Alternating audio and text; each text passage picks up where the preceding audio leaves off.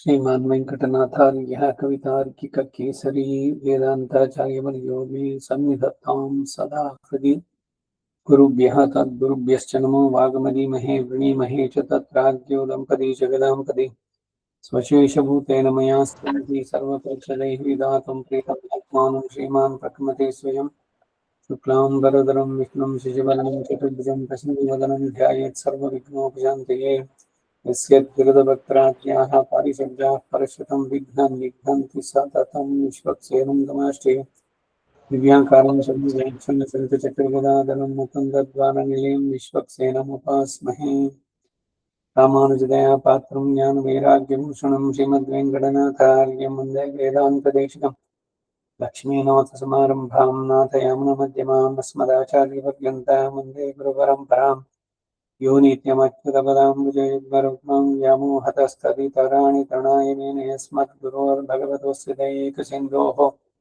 रामानुजस्य चरणौ शरणं प्रपद्ये मातापिता युवतीयस्तनया विभूतिः सर्वं यदेव नियमेन मदन्मयानाम् आद्यस्य न कुलपतेर्वकुलाभिरामं श्रीमत्तदङ्घ्रियुगलं प्रणमामि मूर्ध्नाभूतं सरश्च मोदापयपट्टनाथ श्रीभक्तिसारकुलशेखर योगिवाहं भक्ताङ्घ्रिरेणुपरकालयितेन्द्रमिश्रान् श्रीमत्परां कुशमुनिं प्रणतोऽस्मि नित्यं ज्ञानानन्दमयं देवं निर्मलं स्फटिकाकृतिम् आधारं सर्वविद्यानां हयग्रीवमुपास्महे व्यासं वसिष्ठनप्तारं जगतः पौत्रमकल्मषं पराशरात्मजं वन्दे शुकदारं प्रभोनिधिं व्यासाय विष्णुरूपाय व्यासरूपाय विष्णवे नमो वै ब्रह्मनिधये वासिष्ठाय नमो नमः जयति पराशरसूनुः सत्यवती हृदयनन्दनो व्यासः यस्यास्य कमलगलितं वाङ्मयममृतं जगत्पिबते नारायणं नमस्कृत्य नरं चैव नरोत्तमं देवीं सरस्वतीं व्यासं ततो जयमुदीरयेत् कृष्णं कमलभद्राक्षं पुण्यश्रवणकीर्तनं वासुदेवं जगद्योनिं नौमि नारायणं हरिं कृष्णाय यादवेन्द्राय ज्ञानमुद्राय योगिने नाथाय रुक्मिणीशाय नमो वेदान्तवेदिने नमोऽस्तु ते व्यासविशालबुद्धे पल्लारविन्दायतपद्मनेत्राय त्वया भारततैलपूर्णः प्रज्वालितो ज्ञानमयप्रदीपः युधिष्ठिरो धर्ममयो महद्रुमः स्कन्दोऽर्जुनो भीमसेनोऽस्य शाखाः माद्रीसुतो पुष्पफले समृद्धे मूलं कृष्णं ब्रह्म च ब्राह्मणाश्च भीष्मद्रोणतटा जयदत्तजनगन्धारनीलोत्पला शल्यग्रामती कृपेण वहिनी कर्णेन वेलाकला अश्वत्थामविकर्णघोरमकरा दुर्योधनावर्तिनी सोत्तीर्णः कल्पण्डभैरणनदी कैवर्तकी केशवी धर्मे चार्थे च कामे च मोक्षे च परदर्शभ यदिहास्ति तदन्यत्रायन्ये नास्ति न तत्क्वचित् महत्त्वे च गुरुत्वे च ध्रियमाणं यतोऽधिकं महत्त्वात् भारवत्वात् च महाभारतमुच्यते अष्टमैषी समेता श्रीकृष्णाय परब्रह्मणे नमः। अथ श्रीमन्महाभारते शान्तिपर्वे राजधर्मपर्वः चतुःपञ्चाशदध्यायः 54 ನಿನ್ನೆ ದಿನ ಕೃಷ್ಣ ಎಲ್ಲ ಹೇಳಿದ್ದಾಯ್ತು. ನಿನಗೆ ಮಾನಸಿಕವಾಗಿ ದೈಹಿಕವಾಗಿ ಯಾವ ಕ್ಲೇಶಗಳು ಇಲ್ಲದೆ ಎಲ್ಲವೂ ನಿನಗೆ ಸ್ಫುರಿಸಲಿ ತಾನಾಗಿ ಅಂತ. ಜಗದ್ಗುರು ಅವನ ಕೃಪೆ ಎಲ್ಲ ಆದ್ಮೇಲೆ ಆಗುವಂತಹದ್ದು. ಕೃಷ್ಣನು ಭೀಷ್ಮನೊಡನೆ ಅವನಲ್ಲಿ ಯುಧಿಷ್ಠಿರಗಿರುವ ಭಯ ಸಂಕೋಚಗಳನ್ನು ತಿಳಿಸಲು ಭೀಷ್ಮ ತಾನಾಗಿ ಧರ್ಮರಾಜನನ್ನು ಮಾತಾಡಿಸಿ ಅವನಿಗೆ ಸಮಾಧಾನ ಹೇಳಿದ್ದು. ಅಷ್ಟಮಹಿ ಸಮೇತ ಶ್ರೀಕೃಷ್ಣಾಯ ಪರಬ್ರಹ್ಮಣೇ ನಮಃ. ಆಮೇಲೆ ಭೀಷ್ಮನು, ಹೇ ಗೋವಿಂದ, ನೀನೇ ಸಮಸ್ತ ಭೂತಗಳಲ್ಲಿಯೂ ಅಂತರಾತ್ಮನಾಗಿರುವುದರಿಂದ ಈಗ ನಿನ್ನ ಅನುಗ್ರಹ ಬಲದಿಂದ ನನ್ನ ಮನಸ್ಸು ದೇಹವು ಚೇತರಿಸಿಕೊಂಡು ದೃಢವಾಯಿತು. ಇನ್ನು ನಾನು ಧರ್ಮಗಳನ್ನು ಹೇಳಬಲ್ಲೆ. ಯುಧಿಷ್ಠಿರನು ತನಗೆ ಬೇಕಾದ ಧರ್ಮ ಸೂಕ್ಷ್ಮಗಳನ್ನೆಲ್ಲ ಧಾರಾಳವಾಗಿ ಕೇಳಲಿ. ನಾನು ಸಂತೋಷದಿಂದ ಹೇಳ್ತೇನೆ. ಯಾವ ಮಹಾತ್ಮನು ಈಗ ರಾಜನಾದದ್ದನ್ನ ಕೇಳಿ ಮಹರ್ಷಿಗಳು ಸಂತೋಷಗೊಂಡಿದ್ದಾರೋ ಆ ಧರ್ಮಪುತ್ರನೇ ನನ್ನನ್ನು ಕೇಳಲಿ. ಧಾರ್ಮಿಕರು ಯಶಸ್ವಿಗಳು ಆದಂತ ಕುರುವಂಶದ ರಾಜರುಗಳಿಗೆಲ್ಲ ಯಾವನಿಗೆ ಸಮಾನನು ಬೇರೊಬ್ಬನಿಲ್ಲವೋ ಆ ಯುಧಿಷ್ಠಿರನು ನನ್ನಲ್ಲಿ ಇಷ್ಟ ಬಂದ ವಿಷಯಗಳನ್ನು ಕೇಳಲಿ. ಶಾಂತಿ, ದಾಂತಿ, ಧೈರ್ಯ, ತಾಳ್ಮೆ, ಬ್ರಹ್ಮಚರ್ಯ, ಧರ್ಮ, ಓಜಸ್ಸು, ತೇಜಸ್ಸು ಮೊದಲಾದ ಸಮಸ್ತ ಗುಣಗಳಿಗೂ ನಿತ್ಯ ಆಶ್ರಯನಾದಂತಹ ಧರ್ಮಪುತ್ರನು ನನ್ನನ್ನು ಕೇಳಲಿ. ತನ್ನ ಸಂಬಂಧಿಗಳು, ಅತಿಥಿಗಳು, ಆಶ್ರಿತರು, ಭೃತ್ಯರು ಮೊದಲಾಗಿ ತನ್ನ ಆಶ್ರಯಿಸಿದವರನ್ನೆಲ್ಲ ಸತ್ಕರಿಸಿ ಮನ್ನಿಸತಕ್ಕಂತಹ ಧರ್ಮಪುತ್ರನು ನನ್ನನ್ನು ಬೇಕಾದ ಹಾಗೆ ಪ್ರಶ್ನೆ ಮಾಡಲಿ. ಸತ್ಯ, ದಾನ, ತಪಸ್ಸು, ಶಾಂತಿ, ಶೌರ್ಯ, ಸಹನ, ಸಾಮರ್ಥ್ಯಾದಿ ಗುಣಗಳಿಗೆಲ್ಲ ನೆಲೆಯಾದಂತಹ ಆ ಪಾಂಡುಕುಮಾರ ನನ್ನನ್ನು ಕೇಳಿ, ಯಾವನು ಕಾಮದಿಂದಾಗಲಿ, ಭಯದಿಂದಾಗಲಿ, ಆತುರದಿಂದಾಗಲಿ, ಹಣದಾಸೆಯಿಂದಾಗಲಿ ಎಂದಿಗೂ ಅಧರ್ಮಕ್ಕೆ ಪ್ರವರ್ತಿಸಕ್ಕನಲ್ವೋ ಆ ಧರ್ಮಾತ್ಮನು ನನ್ನನ್ನು ಪ್ರಶ್ನೆ ಮಾಡಲಿ. ಸದಾ ಸತ್ಯಸಂಧನೂ, ಸದಾ ಕ್ಷಮಾಶೀಲನೂ, ಸದಾ ಜ್ಞಾನಿಯೂ, ಅತಿಥಿ ಪ್ರಿಯನೂ, ಸದಾ ದಾನಿಯೂ ಆದಂತಹ ಆ ಯುಧಿಷ್ಠಿರ ನಿಸ್ಸಂಕೋಚವಾಗಿ ನನ್ನನ್ನು ಪ್ರಶ್ನೆ ಮಾಡಲಿ. ಯಾವಾಗಲೂ ಯಾಗಾಧ್ಯಯನಶೀಲನು, ಯಾವಾಗಲೂ ಧರ್ಮನಿರತನು, ಕ್ಷಮಾಶೀಲನು, ಶಾಸ್ತ್ರ ರಹಸ್ಯಗಳನ್ನೆಲ್ಲ ಕೇಳಿ ತಿಳಿದವನು ಆದಂತ ಧರ್ಮಪುತ್ರ, ನನಗೆ ಬೇಕಾದದ್ದನ್ನು ಕೇಳಿ, ನಾನು ಹೇಳ್ತೇನೆ. ಆಗ ಕೃಷ್ಣ, ಹೇ ಗಾಂಗೇಯ, ಈಗ ಯುಧಿಷ್ಠಿರನನ್ನು ಮಾತಾಡಿಸುವುದಕ್ಕೆ ಬಹಳ ಸಂಕೋಚ ಪಡ್ತಾ ಇದ್ದಾನೆ. ಲಜ್ಜೆಯಿಂದಲೂ, ಮಹಾಪರಾಧಿಯಾದ ತನಗೆ ನಿನ್ನಿಂದ ಶಾಪ ಉಂಟಾಗುವುದು ಎಂಬ ಭಯದಿಂದಲೂ ಹಿಂಜರಿತಾ ಇದ್ದಾನೆ. ಈ ಲಜ್ಜಾ ಭಯಗಳಿಂದ ನಿನ್ನ ಸಮೀಪಕ್ಕೆ ಬಂದು ನಿಲ್ಲುವುದಕ್ಕೆ ಧೈರ್ಯವಿಲ್ಲದೆ ಹಿಂದೆ ನಿಲ್ಲುತ್ತಿದ್ದಾನೆ. ತಾನು ಪ್ರಜಾನಾಥ ಎನಿಸಿಕೊಂಡು ಅನೇಕ ಪ್ರಜೆಗಳ ನಾಶಕ್ಕೆ ತಾನೇ ಕಾರಣನಾದೆ ಎಂದು ನಾಚುತ್ತಾನೆ. ಪೂಜ್ಯರಾದ ಹಿರಿಯರನ್ನ, ಮಾನ್ಯರನ್ನ, ಬಂಧು ಮಿತ್ರರನ್ನ, ತಾನು ರಕ್ಷಿಸಬೇಕಾದ ಆಶ್ರಿತರನ್ನ, ಆಚಾರ್ಯರನ್ನು ಬಾಣಗಳಿಂದ ಹೊಡೆದ ತನ್ನ ತಪ್ಪಿಗಾಗಿ ಯಾವಾಗ ಯಾರ ಶಾಪವು ಮೇಲೆ ಬಿಡುವುದೋ ಎಂದು ಹೆದರುತ್ತಾ ಇದ್ದಾನೆ ಎಂದ. ಆಗ ಭೀಷ್ಮನು, ಹೇ ವಾಸುದೇವ, ಇಲ್ಲಿ ಧರ್ಮರಾಜನ ಭೀತಿಗೆ ಕಾರಣ ಏನಿದೆ? ದಾನ, ಅಧ್ಯಯನ, ತಪಸ್ಸು ಇವೆಲ್ಲ ಬ್ರಾಹ್ಮಣರಿಗೆ ಹೇಗೆ ವಿಹಿತ ಧರ್ಮಗಳು, ಹಾಗೆ ಯುದ್ಧವೆಂಬುದು ಕ್ಷತ್ರಿಯರಿಗೆ ಧರ್ಮವೇ.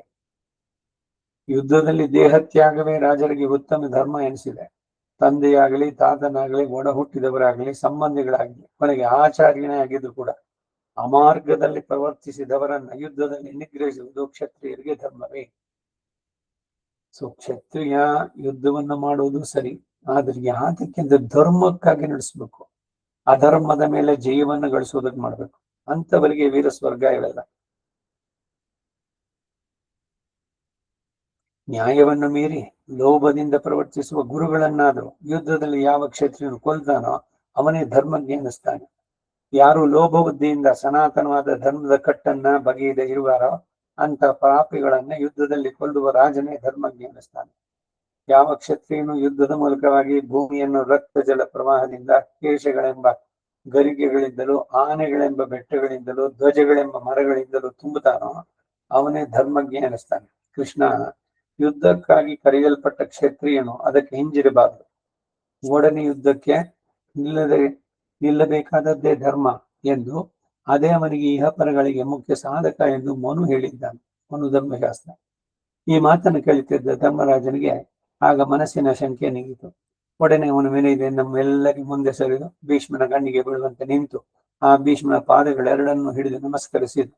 ಭೀಷ್ಮ ಧರ್ಮರಾಜನ ಭಕ್ತಿಗೆ ಸಂತೋಷಗೊಂಡು ಅವನ ತಲೆಯನ್ನು ಪ್ರೀತಿಯಿಂದ ಆಗ್ರಾಣಿಸಿ, ಕುಮಾರ ಕುಳ್ಳಿರು ಎಂದನು. ಅವನು ಕುಳಿತ ಮೇಲೆ ಗಾಂಗೆಯನು, ಯುಧಿಷ್ಠಿರ, ಭಯವೇಕೆ, ನಿಸ್ಸಂಕೋಚವಾಗಿ ನನ್ನಲ್ಲಿ ಏನನ್ನು ಕೇಳಬೇಕೋ ಕೇಳು ಎಂದ. ಗುರುವಿನಲ್ಲಿ ಶಿಷ್ಯ ಬರ್ಬೇಕಾದ್ರೆ ಸಮಿತ್ಪಾಣಿ, ಶ್ರೋತ್ರಿಯಂ, ಬ್ರಹ್ಮನಿಷ್ಠಂ, ಅನಸೂಯ ಇವೆಲ್ಲ ಲಕ್ಷಣಗಳು ಶಿಷ್ಯನಿಗೆ ಬರುವಂತದ್ದು. ಪ್ರಶ್ನಕಾಲ ಪ್ರತೀಕ್ಷ, ಯಾವಾಗ ಕೇಳ್ಬೋದು ಪ್ರಶ್ನೆನ ಅನ್ನೋದನ್ನ ಪ್ರತೀಕ್ಷೆ ಮಾಡಬೇಕು. ಸುಮ್ಮನೆ ಪ್ರಶ್ನೆ ಕೇಳಬೇಕು ಅಂತ ಏನು ಮತ್ತೆ ಕೇಳೋದಲ್ಲ, ಹೇಳಿದ್ದನ್ನೇ ಮತ್ತೆ ಕೇಳೋದು. ಇದಾದ್ರೆ ಏನ್ ಕೇಳಿದೆ ನೀವು, ಯಾವಾಗ ಇನ್ನೊಂದ್ಸಲಿ ಸ್ವಲ್ಪ ಅವನ್ ಮಟ್ಟಕ್ಕೆ ಕೊಡ್ಬಾ ಇಲ್ಲ. ಈ ತರ ಆಗ್ಬಾರ್ದು, ಸೀರಿಯಸ್ ಆಗಿರ್ಬೇಕು, ಸರಿಯಾಗಿ ಕೇಳ್ಬೇಕು, ಪ್ರಶ್ನೆ ಅರ್ಥಪೂರ್ಣವಾಗಿರ್ಬೇಕು, ಒಂದಕ್ಕೊಂದಕ್ಕೆ ಸಂಬಂಧ ಇರಬೇಕು. ಕೇಳಲೇಬಾರ್ದು ಅಂತಿಲ್ಲ, ಕೇಳುವಂಥದ್ದು ಎಷ್ಟು ಅರ್ಥ ಮಾಡ್ಕೊಂಡಿದ್ದಾರೆ ಅದ್ರ ಮೇಲೆ ಮುಂದಕ್ಕೆ. ಈಗ ಅದಕ್ಕೆ ಗುರುವಾದವನು ಯಾರೋ ಹೊಸದಾಗಿ ಬಂದ್ರೆ ವೇದ ಕಲಿಬೇಕು ಅಂದ್ರೆ, ಏನಾಗಿದೆ ನಿನ್ಗೆ, ಯಾರ ಹತ್ರ ಆಗಿತ್ತು, ಏನ್ ಮಾಡ್ತಾ ಇದೀಯಾ ಎಲ್ಲ ಒಂದ್ ಸ್ವಲ್ಪ ಹಿನ್ನೆಲೆ ಕೇಳ್ಬಿಟ್ಟು ಅವನು ಯಾವ ಸ್ಟೇಜ್ ನಲ್ಲಿ ಇದ್ದಾನೆ ನೋಡಿ ಅಲ್ಲಿಂದ ಮುಂದಕ್ಕೆ ಹೇಳುವಂತದ್ದು ವೇದ ಕಲಿಬೇಕಾದ್ರೆ. ಹೀಗೆ ಗುರುವಿನಲ್ಲಿಗೆ ಶಿಷ್ಯ ಬರಬೇಕಾದ್ರೆ ಶ್ರೋತ್ರಿಯಂ, ಬ್ರಹ್ಮನಿಷ್ಠಂ, ಸಮಿತ್ಪಾಣಿಹಿ ಆಗಿ ಬರಬೇಕು. ವಿನಯ ಇರಬೇಕು, ಅವನು ಹೇಳಿದ್ರಲ್ಲಿ ನಂಬಿಕೆ, ಶ್ರದ್ಧೆ ಇರಬೇಕು. ಇವೆಲ್ಲ ಮುಖ್ಯವಾದದ್ದು ಶಿಷ್ಯನಿಗೆ. ಈ ನ್ಯಾಸ ವಿಂಶತಿನಲ್ಲಿ ಮೊದಲು 2 ಶ್ಲೋಕಗಳಲ್ಲಿ ಗುರುವಿನ ಲಕ್ಷಣಗಳೇನು, ಶಿಷ್ಯ ಲಕ್ಷಣಗಳೇನು ಎಲ್ಲ ಹೇಳಿದೆ. ಹಾಗೆ ಇಲ್ಲಿಗೆ 54ನೇ ಅಧ್ಯಾಯ. ಅಷ್ಟಮೈಷಿ ಸಮೇತ ಶ್ರೀಕೃಷ್ಣಾಯ ಪರಬ್ರಹ್ಮಣೇ ನಮಃ. 55ನೇ ಅಧ್ಯಾಯ. ಭೀಷ್ಮನ ಯುಧಿಷ್ಠನಿಗೆ ಮೊದಲು ರಾಜಧರ್ಮಗಳನ್ನ ತಿಳಿಸಲಾರಂಭಿಸಿದ್ದು. ನೋಡಿ ಇವಾಗ ಚಲ ಆರಂಭವಾಗ್ತಾ ಇದೆ. ಇದಕ್ ಮೊದ್ಲೆಲ್ಲ ಹಿನ್ನೆಲೆ ಇದ್ರದ್ದೆಲ್ಲ ನಿನ್ನೆ ನೋಡಿದ್ವಿ. ಅಷ್ಟಮೈಜಿ ಸಮೇತ ಶ್ರೀಕೃಷ್ಣಾಯ ಪರಬ್ರಹ್ಮಣೇ ನಮಃ. ಹೇ ಜನಮೇಜಯ ರಾಜ ವೈಶಂಪಾಯನ ಹೇಳ್ತಾ ಇದ್ದಾನೆ. ಆಮೇಲೆ ಇದಿಷ್ಟನ್ನು ಮೊದಲು ಕೃಷ್ಣನಿಗೂ ಆಮೇಲೆ ಅಜ್ಜನಾದ ಭೀಷ್ಮನಿಗೂ ನಮಸ್ಕರಿಸಿ ಆಮೇಲೆ ಅಲ್ಲಿದ್ದ ಹಿರಿಯರೆಲ್ಲರ ಅನುಜ್ಞೆಯನ್ನು ಪಡೆದು ಭೀಷ್ಮನನ್ನು ಪ್ರಶ್ನೆ ಮಾಡ್ತಾನೆ. ಈ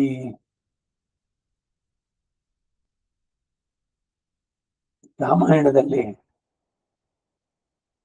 ಏನೇನಾಯ್ತು ಅಂತ ಆಂಜನೇಯನ್ ಕೇಳಿದ ತಕ್ಷಣ ಅವನು ದಕ್ಷಿಣ ದಿಕ್ಕಿಗೆ ತಿರುಗಿ ಸೀತೆಗೆ ನಮಸ್ಕರಿಸ್ಬಿಟ್ಟು ಆಮೇಲೆ ಹೇಳಕ್ ಶುರು ಮಾಡದ ಅಂತ. ಹಾಗೆ ಅಲ್ಲಿ ಸೇರಿರುವಂತ ವ್ಯಾಸಾದಿ ಮಹರ್ಷಿಗಳು ಅವರೆಲ್ಲರಿಗೂ ನಮಸ್ಕಾರ ಮಾಡಿ ಆಮೇಲೆ ಎಲ್ಲರ ಅನುಜ್ಞೆ ತಗೊಂಡು, ಇದೆಲ್ಲ ವಿನಯದ ದ್ಯೋತಕ. ಕಲಿಯಬೇಕಾದವನಿಗೆ ಶ್ರದ್ಧೆ ಆಸಕ್ತಿ ಇರಬೇಕು, ಎಲ್ಲರನ್ನು ಗೌರವ ಭಾವದಿಂದ ನೋಡುವಂತಹದ್ದು ಎಲ್ಲ ಮಾಡಿ ಆಮೇಲೆ ಶುರು ಮಾಡುವಂತಹದ್ದು. ತಾತ ಭೀಷ್ಮನಿಗೆ ಧರ್ಮರಾಜ ಅಡ್ರೆಸ್ ಮಾಡ್ತೀನಿ. ಧರ್ಮಜ್ಞರು ರಾಜಧರ್ಮವನ್ನು ಉತ್ಸವ ಧರ್ಮ ಅಂತ ಹೇಳ್ತಾರೆ ಮತ್ತು ರಾಜ್ಯವನ್ನು ಆಳುವುದು ಮಹತ್ತಾದ ಭಾರ ಎಂದು ನನಗೆ ತೋರಿದೆ. ಆದ್ದರಿಂದ ಮೊದಲು ನನಗೆ ಕ್ಷತ್ರಿಯ ಧರ್ಮಗಳನ್ನೆಲ್ಲ ವಿಸ್ತಾರವಾಗಿ ತಿಳಿಸ್ಬೇಕು, ಸವಿಸ್ತಾರವಾಗಿ ತಿಳಿಸ್ಬೇಕು. ರಾಜಧರ್ಮ ಎಂಬುದೇ ಲೋಕದ ಪ್ರಾಣಿಗೆಲ್ಲ ಮುಖ್ಯ ಆಧಾರವಾಗಿದೆ. ಧರ್ಮ ಅರ್ಥ ಕಾಮಗಳೆಂಬ 3 ಪುರುಷಾರ್ಥಗಳು. ಮೋಕ್ಷ ಧರ್ಮವು ಕೂಡ ರಾಜಧರ್ಮವನ್ನೇ ಆಶ್ರಯಿಸಿದೆ. ವಾಘೆಗಳು ಕುದುರೆಯನ್ನ, ಅಂಕುಶವು ಆನೆಯನ್ನ ನಡೆಸುವಂತೆ ರಾಜಧರ್ಮ ಎಂಬುದು ಲೋಕಕ್ಕೆ ನಿಯಾಮಕ. ಕುದುರೆಗಳನ್ನ ಇಟ್ಕೊಂಡಿದ್ದಾಗ ಹಿಂದ್ಗಡೆ ಅವನ ಹತ್ರ ಕೈನಲ್ಲಿ ಇರ್ಬೇಕಲ್ಲ ಚಾವಟಿ, ಹೊಡೆದೇ ಆಗ್ಬೇಕು ಅಂತಿಲ್ಲ, ಜೊತೆನಲ್ಲಿ ಇರ್ಬೇಕು. ಹಾಗೆ ರಾಜದಂಡ ಇದೆ, ಶಿಕ್ಷೆ ಕೊಡೋಕಿದೆ ಅಂತ ಸುಮ್ಮನೆ ಎಲ್ರಿಗೂ ಶಿಕ್ಷೆ ಕೊಡೋದಲ್ಲ. ಹಾಗೆ ಆನೆಗೆ ಅಂಕುಶ ಇರಬೇಕು. ಹಾಗೆ ನಮಗೂ ಕೂಡ ರಾಜ ಆದರ್ಶ ಮತ್ತೆ ನೈತಿಕ ಮೌಲ್ಯಗಳು ಅದು ಅಂಕುಶವಾಗಿರ್ಬೇಕು. ಡಿಸಿಪ್ಲಿನ್ ನಮ್ಮ ಶರೀರ ಇದ್ರಲ್ಲಿ ಜೀವನದಲ್ಲಿ ಮನಸ್ಸಿಗೆ ಬಂದಂಗೆ ಬಾಳ್ತೀವಿ ಅಂತಲ್ಲ, ಧರ್ಮನ ಅತಿಕ್ರಮಿಸಿ ಯಾವುದನ್ನು ನಡೆಸಬಾರ್ದು. ರಾಜಧರ್ಮ ಪರಂಪರೆಯಾಗಿ ಬಂದ ರಾಜಧರ್ಮ ಕದಲಿ ಹೋದರೆ ಲೋಕವೆಲ್ಲ ಕದಲು ಹೋಗುತ್ತೆ, ಎಲ್ಲವೂ ತಾರಮಾರಾಗುತ್ತೆ. ಅಂದ್ರೆ ಎಲ್ಲ ಕಡೆನೂ ಅವ್ಯವಸ್ಥೆ. ಉದಿಯುವ ಸೂರ್ಯನು ಅಂಧಕಾರವನ್ನು ನೀಗಿಸುವಂತೆ ಬೆಳಗ್ಗೆ ಸೂರ್ಯ ಎದ್ದಾಗ ರಾಜಧರ್ಮ ಎಂಬುದು ಲೋಕದ ಅನಿಷ್ಟಗಳನ್ನೆಲ್ಲ ನೀಗಿಸುತ್ತೆ. ಆದ್ದರಿಂದ ತಾತ ನೀನು ಧರ್ಮ ರಕ್ಷಕರಿಗೆಲ್ಲ ಆದರ್ಶ ಎನಿಸಿರುವುದರಿಂದ ಮೊದಲು ನನಗೆ ರಾಜಧರ್ಮಗಳನ್ನ ಮೀರಿಸು. ಧಾರ್ಮಿಕರಲ್ಲಿ ಮೇಲೆನಿಸಿದ ನಿನ್ನಿಂದಲೇ ನಮಗೆ ಶಾಸ್ತ್ರ ರಹಸ್ಯಗಳೆಲ್ಲ ತಿಳಿಯಬೇಕಾಗಿದೆ. ಶ್ರೀಕೃಷ್ಣನು ನಿನ್ನನ್ನೇ ಬುದ್ಧಿವಂತರುಗಳೆಲ್ಲ ಮೊದಲನೆಯವನು ಎಂದು ಆಧರಿಸ್ತಾ ಇದ್ದಾನೆ ಎಂದು. ಭೀಷ್ಮನ ಧರ್ಮೋಪದೇಶಗಳು. ಪ್ರಶ್ನೆ ಕೇಳದೆ ಉತ್ತರ ಬಂದು ಹೇಳಬಾರ್ದು, ರಹಸ್ಯವಾದದ್ದು. ಕೇಳೋರ್ಗೆ ಆಸಕ್ತಿ ಇದೆಯಾ ಅದನ್ನ ಕೇಳಬೇಕು, ಯಾವ ಉದ್ದೇಶದಿಂದ ಕೇಳ್ತಾ ಇದ್ದಾರೆ ಅನ್ನೋದನ್ನ ನೋಡ್ಬೇಕು. ಈಗ ಕೆಲವೊಮ್ಮೆ ಗೊತ್ತಿಲ್ದಲೇ ಇದ್ರು ಗೊತ್ತಿದೇನೋ ಹಂಗೆ ಪ್ರಶ್ನೆ. ಯಾರೋ ಜಡ್ಜ ಕೂತ್ಕೊಂಡು ಅದೇನೋ ಪ್ರಶ್ನೆ ಕೇಳ್ತಾನೆ. ಇವಾಗ ಈ ಗಾರ್ಗಿ ಮೈತ್ರೇಯ ಇವರುಗಳು ಯಾಜ್ಞವಲ್ಕ್ಯನ ಸಂವಾದದಲ್ಲಿ ಬರುತ್ತೆ. ಆ ಗಾರ್ಗಿ ಕೇಳ್ತಾಳೆ, ಅಕ್ಷರ ಅನ್ನೋದು ಅಂಬರ ಇದು ಬರುತ್ತೆ, ಅದರಲ್ಲಿ ಆ ಅಕ್ಷರ ಅನ್ನೋದು ಏನು ಅನ್ನೋದು ನಿಂಗೆ ಗೊತ್ತಾ ಅಂತ. ಯಾಜ್ಞವಲ್ಕ್ಯ ಹೇಳ್ತಾನೆ, ನಿನಗಿದ ಅರ್ಥ ಗೊತ್ತಿದೆಯೋ? ನೀನು ಜಡ್ಜ್ ಆಗಿ ಎಲ್ರೂ ಪರವಾಗಿ ನಾನು 2 ಪ್ರಶ್ನೆ ಹಾಕ್ತೀನಿ ಅಂತ ಹೇಳಿದ್ಯಲ್ಲ, ನಿನಗ್ ಗೊತ್ತಿದ್ಯಾ? ಗೊತ್ತಿಲ್ಲದೆ ಕೇಳಿದ್ರೆ ತಲೆ ಬಿದ್ದು ಹೋಗುತ್ತೆ ಅಂತ ನನಗೆ ಗೊತ್ತಿದೆ ಅಂತಾಳೆ ಅವನು. ಸೊ ಜಡ್ಜ್ ಆದವನು ಅಲ್ಲಿ ಬಂದ್ಬಿಟ್ಟು ಪ್ರಶ್ನೆ ಕೇಳಿ ಅವರಿಂದ ತಿಳ್ಕೊಳ್ಳೋದಲ್ಲ. ಈ ಶುಡ್ ನೋ ಅಬೌಟ್ ಇಟ್. ಗೊತ್ತಿದ್ರೆ ಆಮೇಲೆ ಅವನು ಹೇಳೋದು. ಸೊ ಗೊತ್ತಿಲ್ಲದ ವಿಷಯವನ್ನ ಕೇಳೋದು ಸರಿ, ಆದ್ರೆ ಜಡ್ಜ್ ಆಗಿ ಕುತ್ಕೊಳ್ಬೇಕಾದ್ರೆ.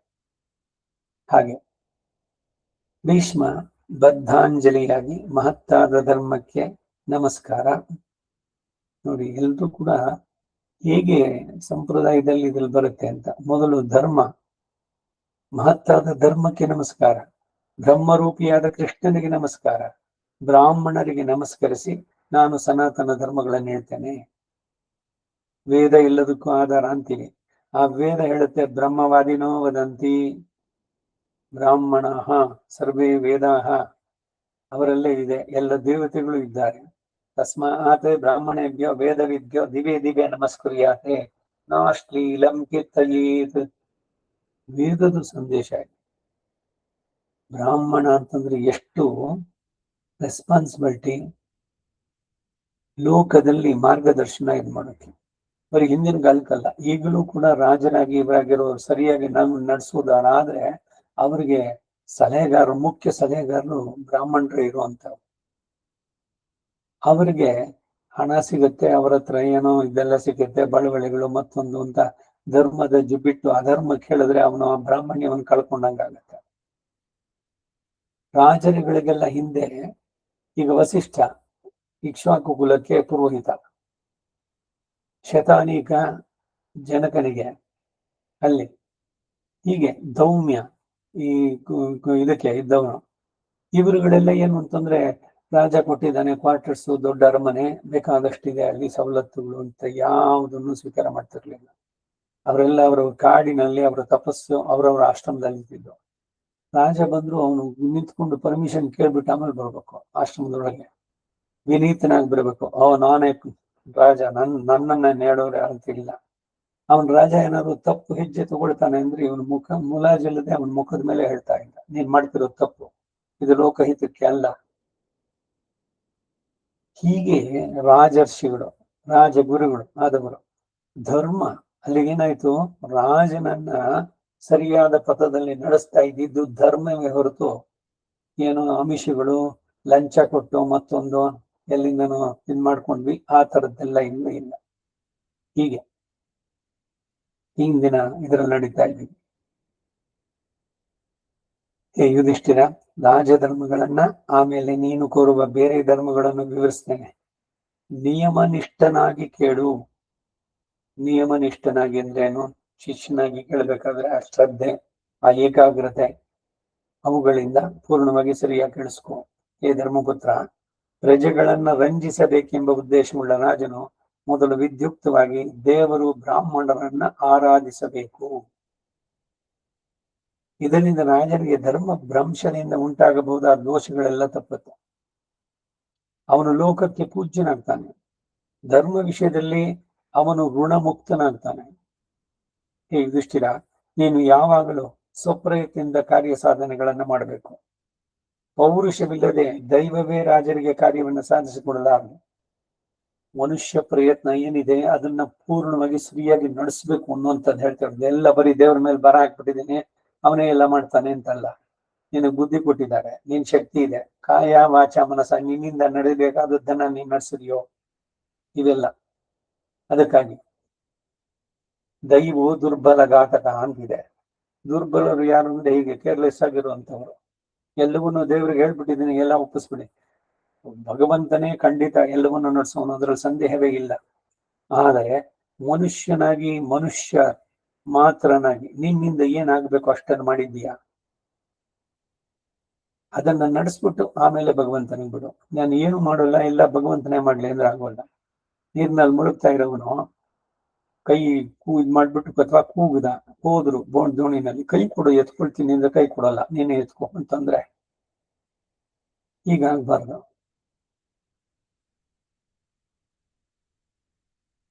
ದೈವ ಪೌರುಷಗಳೆರಡು ಕೂಡ ಎರಡು ಕಣ್ಣುಗಳಂತೆ ಸಮಸ್ತ ಕಾರ್ಯಗಳಿಗೂ ಸಾಧಕವಾಗತ್ತೆ. ಒಂದು ದೈವ, ಇನ್ನೊಂದು ಪೌರುಷ.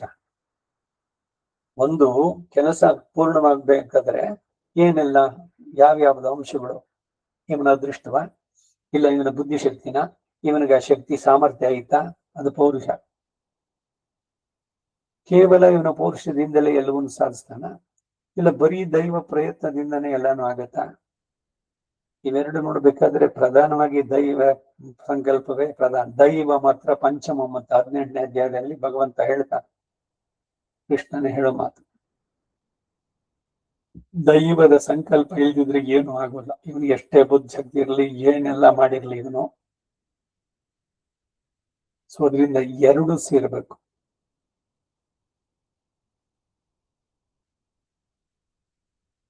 ಪೌರುಷದಿಂದ ನಡೆಸಿದ ಕಾರ್ಯ ಕೊನೆಗೆ ಫಲಿಸಿದ್ರು ಫಲಿಸದೆ ಹೋದ್ರೂ ತೃಪ್ತಿ ಉಂಟು. ದೈವವನ್ನೇ ನಂಬಿದವನು ಕೊನೆಗೆ ಕಳವಳಿಸಬೇಕಾಗತ್ತೆ. ದೈವ ನಂಬೋದು ತಪ್ಪು ಅಂತ ಅಂದ್ಬಿಟ್ಟಲ್ಲ ಇದು ಅರ್ಥ.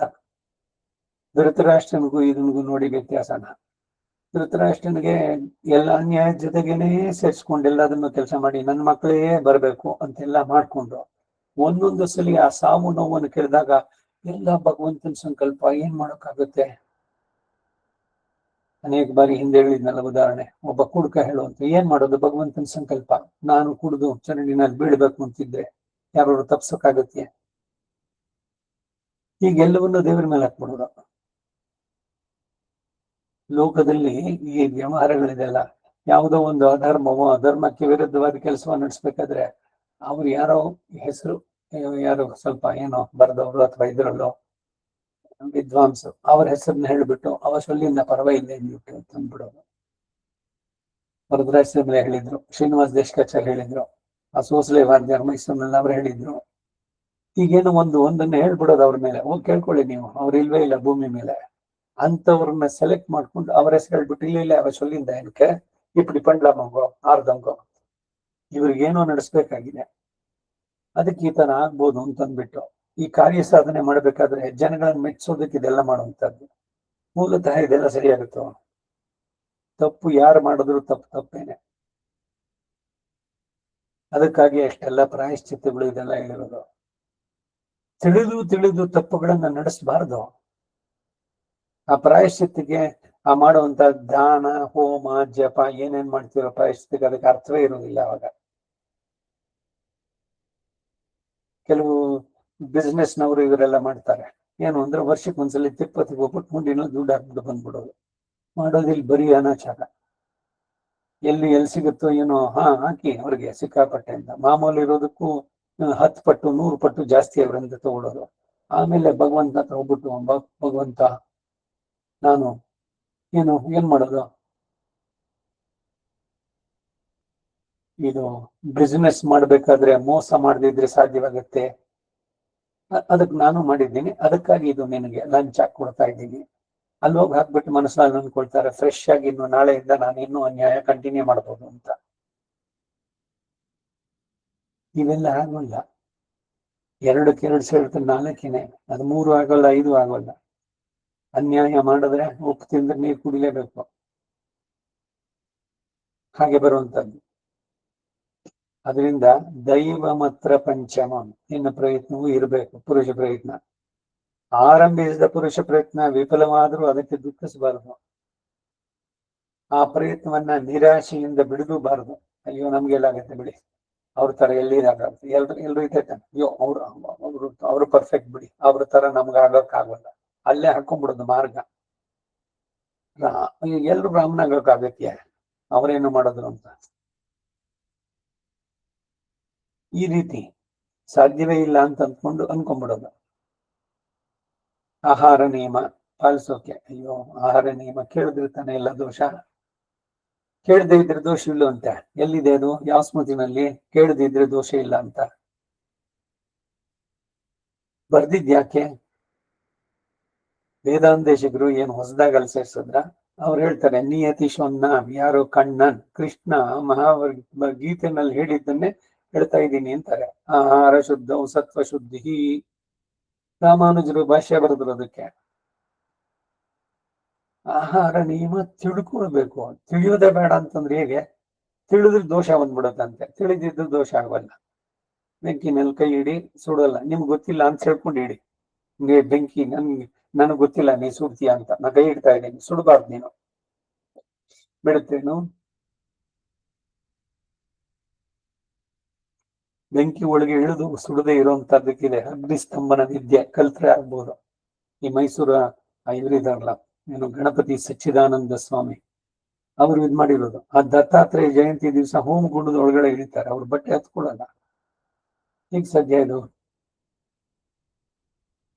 ಅದನ್ನ ಸಾಧಿಸುವಂತಹದ್ದು. ಅದರಿಂದ ಏನೇನೋ ಹೇಳ್ಬಿಟ್ಟು ಯಾರ್ದೋ ಹೆಸರು ಹೇಳಿ ಶಾಸ್ತ್ರ ವಿರುದ್ಧವಾದ ಕೆಲಸ ನಡೆಸಿದ್ರೆ ಇಟ್ ಈಸ್ ನಾಟ್ ಅಕ್ಸೆಪ್ಟಬಲ್ ಇನ್ ಭಗವಂತನ ಇದರಲ್ಲಿ, ಅವನು ನಡೆಸುವಂತ ಜಗದ್ ವ್ಯಾಪಾರದಲ್ಲಿ. ಮಾಡೋ ಪ್ರಯತ್ನ ನಾವು ಮಾಡೋಣ, ಜಯ ಅಪಜಯಗಳು ಅವನಿಗೆ ಸರಿದ್ದು. ಕರ್ಮಣ್ಯೇವಾಧಿಕಾರ ಅಷ್ಟೇ ಮಾ ಫಲೇಶು ಕದಾಚನ.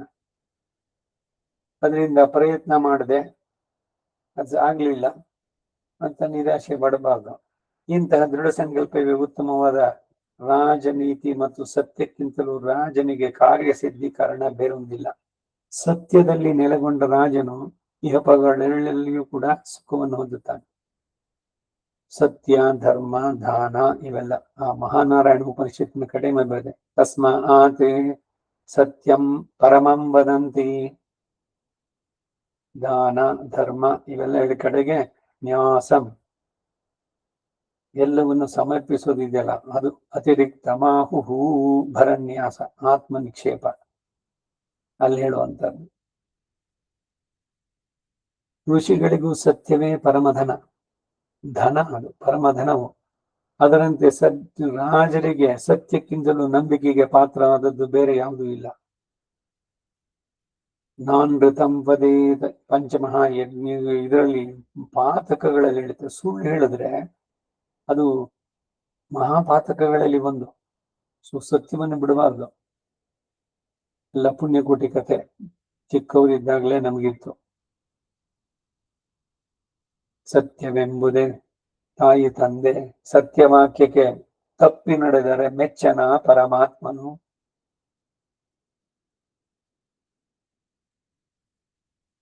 ಗುಣವಂತನು, ಶೀಲವಂತನು, ಜಿತೇಂದ್ರಿಯನು, ಜಿತಾತ್ಮನು ಆಗಿದ್ದು ಸ್ವಭಾವದಲ್ಲಿಯೂ ದಂಡಿಸುವುದರಲ್ಲಿಯೂ ಮೃದುವಾಗಿ ಉದಾರನಾಗಿ ಧರ್ಮಶೀಲನಾಗಿ ಇರುವಂತ ರಾಜನನ್ನ ರಾಜ್ಯ ಲಕ್ಷ್ಮಿಯು ಯಾವಾಗಲೂ ಕೈಬಿಟ್ಟು ಹೋಗಲಾರಳು. ಅವನಿಗೆಲ್ಲ ಸಂಪತ್ತು, ಎಲ್ಲ ರೀತಿಯ ಐಶ್ವರ್ಯವೂ ಇದೆ. ರಾಜ್ಯಲಕ್ಷ್ಮಿ. ಈ ಕುರುನಂದನ ನ್ಯಾಯಾನ್ಯಾಯಗಳನ್ನ ಚೆನ್ನಾಗಿ ವಿಮರ್ಶಿಸುವುದು, ತನ್ನ ಹುಳುಕನ್ನ ಹೊರಕ್ಕೆ ಬಿಡದೇ ಇರುವುದು, ಪರರ ಹುಳುಕನ್ನ ತಾನು ಕಂಡುಕೊಳ್ಳೋದು, ಸರಿಯಾದವರೊಡನೆ ಮಂತ್ರಾಲೋಚನೆಗಳನ್ನು ನಡೆಸೋದು, ಈ 3 ಕಾರ್ಯಗಳನ್ನು ಮಾತ್ರ ರಹಸ್ಯವಾಗಿ ನಡೆಸಿಕೊಂಡು ಉಳಿದ ಕಾರ್ಯಗಳೆಲ್ಲದರಲ್ಲಿಯೂ ಪ್ರಾಮಾಣಿಕನಾಗಿ ವರ್ತಿಸ್ತಾ ಇರು. ರಾಜಧರ್ಮದಲ್ಲಿ ಇದು. ಯಾರನ್ನು ಪೂರ್ಣವಾಗಿ ನಂಬಿಟ್ಟು ಅವನು ಹೇಳಿದಂತೆನೆ ಎಲ್ಲ ನಡೆಸೋದು, ಇದಾದ್ರೂ ತಪ್ಪು. ಎಲ್ಲವನ್ನೂ ಸಂದೇಹ ದೃಷ್ಟಿಯಿಂದ ನೋಡ್ಬೇಕು ಅಂತಿಲ್ಲ. ಎಲ್ಲರ ಮೇಲೆ ಒಂದು ಚೆಕ್ ಇಟ್ಟಿರ್ಬೇಕು. ತನ್ನ ವೀಕ್ನೆಸ್ಗಳು ಏನಿದೆ ಅದನ್ನು ಹೊರಗೆ ತೋರಿಸಬಾರ್ದು. ಬೇರೆಯವ್ರದ್ದು ಏನೇನು ಅನ್ನೋದು ಗೊತ್ತಿರ್ಬೇಕು ಅವನಿಗೆ. ಎಲ್ಲ ವ್ಯವಹಾರ ರಾಜಧರ್ಮ ನಡೆಸಬೇಕಾದ್ರೆ ಅವನಿಗೆ ಎಲ್ಲವೂ ತಿಳಿದಿರ್ಬೇಕು. ಯಾಕಂದ್ರೆ ಕೆಲವರು ಬರೀ ಮುಖಸ್ತುತಿ ಮಾಡಿ ಇವನನ್ನೇ ರಿಪ್ಲೇಸ್ ಮಾಡಬೇಕು ಅನ್ನೋ ಉದ್ದೇಶ ಇಟ್ಕೊಂಡು ಇರ್ತಾರೆ. ಇದೆಲ್ಲ ಪೂರ್ಣವಾಗಿ ಗಮನಿಸಬೇಕು. ರಾಜನಿಗೆ ಕಿವಿಗಳು ಯಾರು ಅಂದ್ರೆ ಅವನ ಗೂಢಚಾರರು. ಇಲ್ಲೇ ಮುಂದಕ್ಕೆಲ್ಲ ಹೇಳ್ತಾರೆ ಒಂದೊಂದಾಗಿ. ಅನೇಕ ಮಹರ್ಷಿಗಳು ತಮ್ಮ ರುಜು ಸ್ವಭಾವದಿಂದಲೇ ಸ್ವರ್ಗವನ್ನು ಸೇರಿ ಸುಖಿಸ್ತಾ ಇದ್ದಾರೆ. ರಾಜನು ಬಹಳ ಮೃದು ಸ್ವಭಾವದಿಂದ್ರೆ ಎಲ್ಲರೂ ಅವನನ್ನ ಲಕ್ಷ್ಯ ಮಾಡದೆ ಮೀರಿ ಹೋಗ್ತಾರೆ. ಶಿಕ್ಷಿಸಬೇಕಾದ್ರೆ ಶಿಕ್ಷಿಸ್ಬೇಕು. ಪ್ರೀತಿಸ್ಬೇಕಾದ್ರೆ ತಂದೆಗೆ, ಪೋಷಕರಿಗೆ ಬೇಕಾದದ್ದು ಇದು ಬಹಳ ಮುಖ್ಯವಾಗಿ. ತಂದೆ ತಾಯಿಯರಿಗೆ ಮಕ್ಕಳನ್ನ ಶಿಕ್ಷಿಸ್ಬೇಕು ಅಂದ್ರೆ ಹಿಡ್ಕೊಂಡು ಚೆನ್ನ ಬಡೀರಿ ಅಂತಲ್ಲ. ಬರೀ ಕಣ್ಣಿನ ದೃಷ್ಟಿ ಬಿಟ್ರೇನೆ ಅವರು ಭಯ ಇರಬೇಕು. ಹಾಗೇನೆ ಪ್ರೀತಿನೂ ಇರಬೇಕು. ರಾಜ ತುಂಬಾ ಮೃದುವಾಗಿ ಬಿಟ್ರೆ ಎಲ್ರೂ ಎತ್ಕೊಂಡ್ಬಿಡ್ತಾರೆ. ಸೊ ಎಲ್ಲಿ ಕಟುವಾಗಿರ್ಬೇಕು ಅಲ್ಲಿ. ಹಾಗಿಲ್ದೆ ಅತಿ ಕ್ರೂರನಾಗಿದ್ದು ಕೂಡ ಜನರು ಅವನಿಗೆ ಭಯಪಟ್ಟು ಹಿಂದಾಗ್ತಾರೆ. ಆದ್ದರಿಂದ ರಾಜನು ಇವೆರಡಕ್ಕೂ ನಡುತರದ ರೀತಿಯಲ್ಲಿದ್ದು ಸಮಯಕ್ಕೆ ತಕ್ಕಂತೆ ವರ್ತಿಸಬೇಕು. ಹೇ ಕುಮಾರ, ಯಾವಾಗಲೂ ನಿನಗೆ ಬ್ರಾಹ್ಮಣರು ದಂಡಾರ್ಹರಲ್ಲ ಎಂದು ತಿಳಿ. ಬ್ರಾಹ್ಮಣರಿಗೆ ದಂಡನೆಗೆ ಅರ್ಹರಲ್ಲ ಅವರು. ಯಾಕೆಂದ್ರೆ ಬ್ರಾಹ್ಮಣರು ಪ್ರಾಣಿಗಳಲ್ಲಿ ಉತ್ತಮರು ಎನಿಸ್ತಾರೆ. ಇದೇ ವಿಚಾರದಲ್ಲಿ ಮಹಾತ್ಮನಾದ ಮನು ಹೇಳಿದ 2 ಗಾದೆಗಳುಂಟು. ಮನು ಯದ್ ಮನುರವದತೆ ತದ್ದೇಶಜಂ ಅಂತ ಬರುತ್ತೆ. ಮನು ಹೇಳಿದ್ದು ಅದು ಔಷಧ, ಭೇಷಜ. 2 ಗಾದೆಗಳುಂಟು ಅಂದ್ರು. ನೀನು ಸ್ವಧರ್ಮಗಳನ್ನು ಅನುಷ್ಠಿಸುವಾಗ ಅವೆರಡು ಶ್ಲೋಕಗಳನ್ನ ಮರೆಯದೆ ಮನಸ್ಸಿನಲ್ಲಿಟ್ಟಿರ್ಬೇಕು. ಆ ಶ್ಲೋಕದ ಅರ್ಥ ಏನು ಅಂದ್ರೆ, ಜಲದಿಂದ ಅಗ್ನಿಯು, ಬ್ರಾಹ್ಮಣನಿಂದ ಕ್ಷತ್ರಿಯನು, ಕಲ್ಲಿನಿಂದ ಲೋಹವು ಉತ್ಪನ್ನವಾಯಿತು. ಈ 3 ಅಗ್ನಿ, ಕ್ಷತ್ರಿಯ, ಲೋಹ, ಈ 3 ಶಕ್ತಿಯು ಬೇರೆ ಕಡೆಗಳಲ್ಲಿ ನಿರಂಕುಶವಾಗಿ ನಡೀತಾ ಇದ್ದು ಕೂಡ ತಮ್ಮ ತಮ್ಮ ಜನ್ಮ ಸ್ಥಳಗಳಲ್ಲಿ ಅದು ಅಡಗಿ ಹೋಗುತ್ತೆ. ಕಲ್ಲುಗಳ ಮೇಲೆ ಹೊಡೆಯಿದಾಗ ಲೋಹವು ಬಗ್ಗಿ ಅಥವಾ ಮುರಿದು ಹೋಗುತ್ತೆ. ಅಗ್ನಿಯು ನೀರಿನಲ್ಲಿ ನಂದಿ ಹೋಗುತ್ತೆ. ಕ್ಷತ್ರಿಯನು ಬ್ರಾಹ್ಮಣನನ್ನು ವಿರೋಧಿಸಿದಾಗ ಕೆಡ್ತಾನೆ ಅನ್ನೋದೇ ಈ ಶ್ಲೋಕದ ಅರ್ಥ. ಮನು ಹೇಳಿದ ಮಾತನ್ನ ಇಲ್ಲಿ ಹೇಳ್ತಾ ಇದ್ದಾರೆ ಧರ್ಮಶಾಸ್ತ್ರ. ಆದ್ದರಿಂದ ನೀನು ಈ ಅಮೂಲ್ಯ ರಹಸ್ಯವನ್ನ ತಿಳಿದು ಬ್ರಾಹ್ಮಣರನ್ನ ವಿನಯದಿಂದ ಸೇವಿಸ್ತಾ ಇರಬೇಕು. ಆ ಬ್ರಾಹ್ಮಣ್ಯ ಉಳಿಸ್ಕೊಂಡಿರ್ಬೇಕು. ಬ್ರಾಹ್ಮಣರು ಯಾವಾಗಲೂ ಕ್ಷಮಾದಿ ಗುಣ ಸಂಪನ್ನರಾಗಿ ಇಂದ್ರಿಯಗಳನ್ನು ನಿಗ್ರಹಿಸಿದವರಾಗಿ ವೇದಗಳಿಗೂ ಯಜ್ಞಗಳಿಗೂ ಆಶ್ರಯವಾಗಿದ್ದಾರೆ. ಸ್ವಾಧ್ಯಾಯೋ ಅಧ್ಯೇತವ್ಯ, ಬ್ರಾಹ್ಮಣನಾಗಿದ್ದವನಿಗೆ ಹುಟ್ಟಿದವನು ಮೊದಲು ಪ್ರಧಾನವಾದ ಕರ್ಮ ವೇದವನ್ನು ಕಲಿಬೇಕಾದದ್ದು. ಹೊಟ್ಟೆ ಪಾಡಿಗೆ ಭಗವಂತ ಹುಟ್ಟಿಸಿದ ಸ್ವಾಮಿ ಹುಲ್ ಮೇಯಿಸೋದಿಲ್ಲ, ಹುಲ್ಲನ್ನು ತಿನ್ನಿ ಅಂತ ಹೇಳಲ್ಲ, ಎಲ್ಲೋ ಇಟ್ಟಿದ್ದಾನೆ. ಹಣ ಬೇಕು ಅಂತ ಹೇಳಿ ಎಲ್ಲವನ್ನು ಇದನ್ನೆಲ್ಲ ಬಿಟ್ಟು ಬಿಟ್ರೆ ಅವನು ಬ್ರಾಹ್ಮಣ ಆಗೋಲ್ಲ, ಪತಿತ ದ್ವಿಜ ಅಂತ ಆಗತ್ತೆ ಅಷ್ಟೆ. ದುಡ್ಡಿರುವುದು ಬೇಕಾದಷ್ಟು ಈ ಜನ್ಮ ಕಳ್ಕೊಳ್ತಾನೆ, ಮತ್ತೆ ವೈಷ್ಣವ ಜನ್ಮ ಸಿಗೋದಿಲ್ಲ.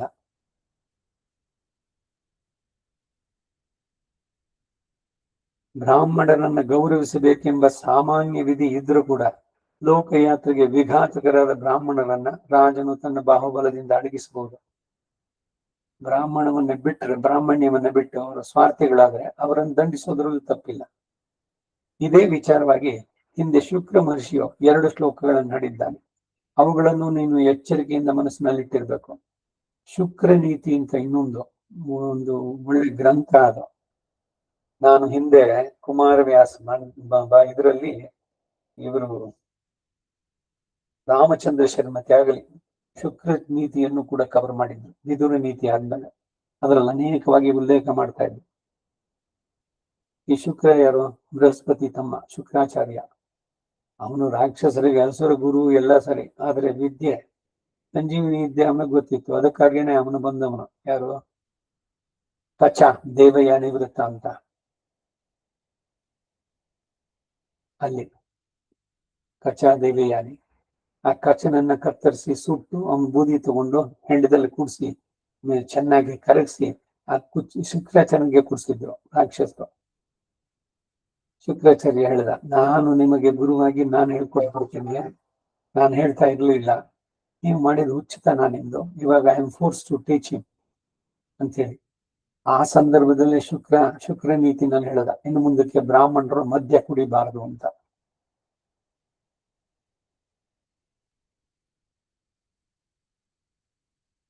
ಶುಕ್ರನ ಮಾತು ಎಚ್ಚರಿಕೆಯಿಂದ ಕೇಳು. ಯುದ್ಧದಲ್ಲಿ ಆಯುಧ ಪಣೆಯಾಗಿ ತನ್ನನ್ನ ಎದುರಿಸಿ ಬರತಕ್ಕವನು ವೇದ ವೇದಾಂತ ಪಾರಂಗತನಾಗಿದ್ದ ಬ್ರಾಹ್ಮಣನಾಗಿದ್ದು ಕೂಡ ಧರ್ಮಾವಲಂಬಿಯಾದ ರಾಜನು ಸ್ವಧರ್ಮವನ್ನು ಅನುಸರಿಸಿ ಆಯುಧದಿಂದಲೇ ಅವನನ್ನು ನಿಗ್ರಹಿಸಬೇಕು. ಬ್ರಾಹ್ಮಣನ ಯುದ್ಧ ಮಾಡಿದಾಗ ಬ್ರಾಹ್ಮಣನಿಗೆ ಷಟ್ಕರ್ಮ ನಿರತಃ ಬ್ರಾಹ್ಮಣಃ ಯಜನ ಯಾಜನ ಅಧ್ಯಯನ ಅಧ್ಯಾಪನ ದಾನ ಪ್ರತಿಗ್ರಹ, ಇದು 6 ಕ್ರಿಯೆಗಳು ಬ್ರಾಹ್ಮಣನಿಗಿರೋದು. ಇವನು ಯುದ್ಧ ಮಾಡ್ಬೇಕಾದಿಲ್ಲ. ಆದ್ರೆ ದೇಶಕ್ಕೆ ಏನಾರು ಶೋಭೆ ಉಂಟಾಗಿ ಪರದೇಶದ ಇರುವ ನಮ್ಮ ಮೇಲೆ ಆಕ್ರಮಣಕ್ಕೆ ಬರ್ತಾರೆ ಎಂದಾಗ ಎಲ್ಲ ವರ್ಣದವರು ಆಯುಧವನ್ನ ಹಿಡಿಬಹುದು ಅಂತಿದೆ. ಇಲ್ಲಿ ಸುಮ್ನೆ ಬಂದ್ರೆ, ಈಗ ದ್ರೋಣ ಅವನ ಕೆಲಸ ಏನು? ಬ್ರಾಹ್ಮಣನಾಗಿದ್ದು ಬೇಕಿತ್ತ ಇದೆಲ್ಲ ಯುದ್ಧದಲ್ಲಿ ಸೇರಿ ಮಾಡುವಂತಹದ್ದು. ಕೃಷ್ಣ ಅವನಿಗೆ ಹೇಳ್ದ, ಏನು ಒಂದೊಂದು ದಿವ್ಸಕ್ಕೂ ಭೀಷ್ಮ 10,000 ಅತಿರಥ ಮಹಾರಥನ್ನು ಕೊಳ್ಕೊಂಡ್ ಮುಂದಕ್ಕೆ ಬಂದವನು ದ್ರೋಣ ಪರ್ವದಲ್ಲಿ. ದ್ರೋಣಂಗೆ ಹೇಳ್ದ, ಯಾಕೆ ಬೇಕು ಇದೆಲ್ಲ? ಏನ್ ಬೇಕು ನಿನಗೆ ಈ ಯುದ್ಧದಿಂದ? ನಾನು ದುರ್ಯೋಧನಲ್ಲಿ ಇದ್ದೆ, ಅವನು ಉಪ್ಪು ತಿಂದಿದ್ದು, ಅದಕ್ಕಾಗಿ ನಾನು ಸಿನ್ಸಿಯರ್ ಆಗಿದ್ದೀನಿ. ಸರಿ, ಅದಕ್ಕಾಗಿ ಅನ್ಯಾಯದ ಜೊತೆನಲ್ಲೇ ಇರೋದೆ. ಬೇರೆ ಸಪ್ತರ್ಷಿಗಳು ಬಂದು ಹೇಳ್ತಾರೆ ದ್ರೋಣನಿಗೆ, ಸಾಕು ನೀನು ಅಸ್ತ್ರಗಳನ್ನು ಕೆಳಗಡೆ ಇಡು ಅಂತ.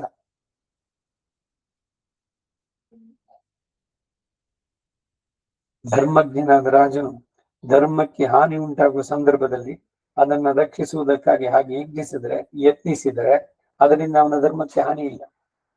ಅಧರ್ಮದಲ್ಲಿ ಇದ್ದವನು ಯಾರೇ ಆಗಲಿ ಬ್ರಾಹ್ಮಣನಾದ್ರೂ ಬಿಡಬಾರದು ಅನ್ನೋದೇ ಸಂದೇಶ ಇಲ್ಲಿ. ಅಲ್ಲಿ ಕೋಪವೇ ಕೋಪವನ್ನು ಹುಟ್ಟಿಸುತ್ತೆ.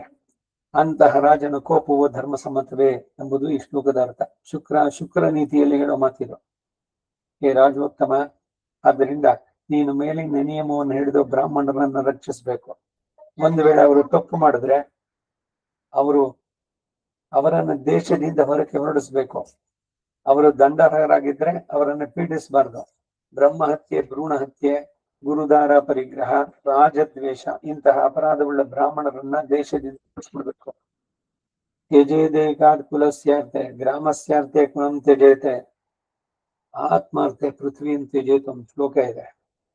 ಒಂದು ಕುಲದಲ್ಲಿ, ಒಂದು ಕುಟುಂಬದಲ್ಲಿ, ಫ್ಯಾಮಿಲಿನಲ್ಲಿ ಒಬ್ಬನಿಂದ ತೊಂದರೆ ಆಗ್ತಾ ಇದೆ ಅಂದ್ರೆ kick him out of the family.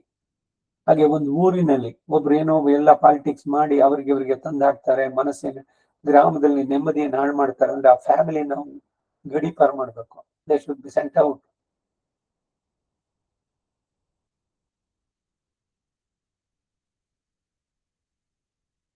ಇಂತಹ ಅಪರಾಧವುಳ್ಳ ಬ್ರಾಹ್ಮಣರನ್ನು ದಂಡಿಸ್ಬೇಕು, ಪಂಚ ಮಹಾಪಾತಕಗಳನ್ನು ಮಾಡುವಂತವ್ರು. ಇಷ್ಟೇ ಹೊರತು ಅವರಿಗೆ ಶರೀರ ದಂಡನವನ್ನು ವಿಧಿಸುವುದು ನೀತಿ ಅಲ್ಲ. ಗಡೀಪಾರು ಶಿಕ್ಷೆ ಅವನ ದೇಶದಿಂದ ಹೋಗು ಅಂತ. ಬ್ರಾಹ್ಮಣ ಭಕ್ತಿ ಉಳ್ಳವರನ್ನ ನೀನು ಶ್ರದ್ಧೆಯಿಂದ ಪಾಲಿಸಬೇಕು. ಅಂತಹ ಜನರನ್ನ ಹೆಚ್ಚಿಸುವುದಕ್ಕಿಂತಲೂ ರಾಜನಿಗೆ ಉತ್ತಮ ಭಂಡಾರ ಇಲ್ಲ. ದುಡ್ಡು ತುಂಬಿಸ್ಕೊಳ್ಳೋದಲ್ಲ. ವಿವೇಕಶಾಲಿಯಾದ ಬ್ರಾಹ್ಮಣರು, ಅವರು ಅವರವರ ಧರ್ಮದಲ್ಲಿ ನಿಷ್ಠರಾಗಿರುವಂತವರು, ಅಂಥವ್ರು ನಿನ್ನ ರಾಜ್ಯದ ಎಲ್ಲ ಕಡೆಯಿಂದಲೂ ಇರಬೇಕು. ಯಾವಾಗ ಅವರು ಧರ್ಮದನ್ನ ಶ್ರದ್ಧೆಯಿಂದ ಆಚರಿಸ್ತಾರೋ, ಯದ್ಯದಾಚರತಿ ಶ್ರೇಷ್ಠ ತತ್ ದೇವೇತರೋ ಜನ ಸಯತ್ ಪ್ರಮಾಣಂ ಕುರುತೆ ಲೋಕ ತದನುವರ್ತತೆ. ಯದ್ಯದಾಚರತಿ ಶ್ರೇಷ್ಠ, ಶ್ರೇಷ್ಠರು ಯಾರು? ಇವರು.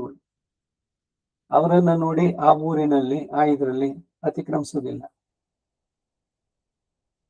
ಹಿಂದೆ ನಮ್ಮೂರಿನಲ್ಲಿ ನಾವೆಲ್ಲ ಚಿಕ್ಕವರಿಗಿದ್ದಾಗ ಯಾರೋ 4 ರಸ್ತೆನಲ್ಲಿ ಯಾರ್ದೋ ಮನೆಯಲ್ಲಿ ಇಸ್ಪೀಟ್ ಆಡ್ತಾರೆ ಅಂದ್ರೆ ಅವ್ನ ಕರೆದು ಬಿಟ್ಟು ಕಾಲರ್ ಇಟ್ಕೊಂಡು ಕಪಾಲ ಕುಡಿಯೋರು ದೀಕ್ಷಿತರು.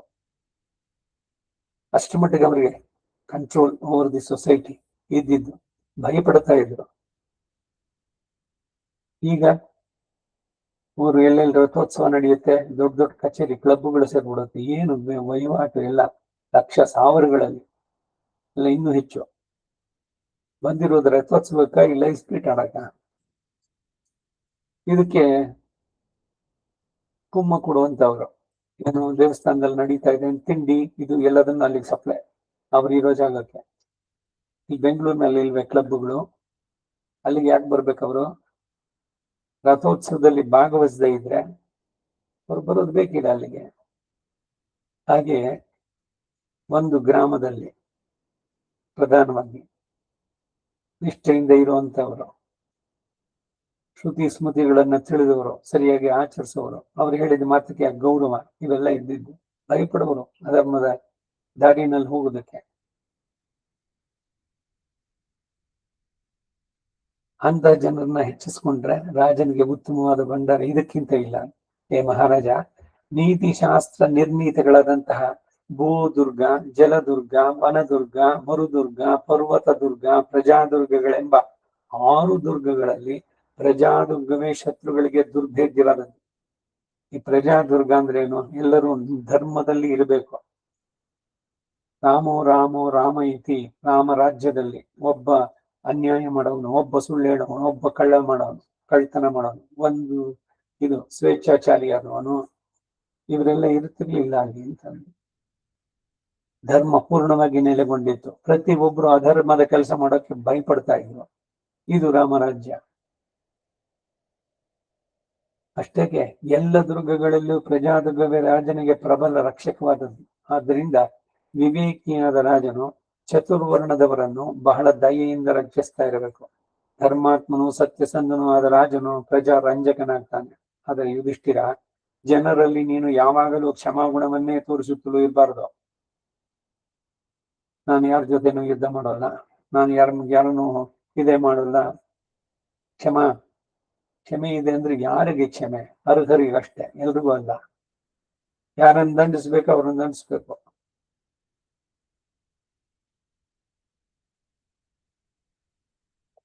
ಒಂದು ನಿಮಿಷ ಬನ್ನಿ.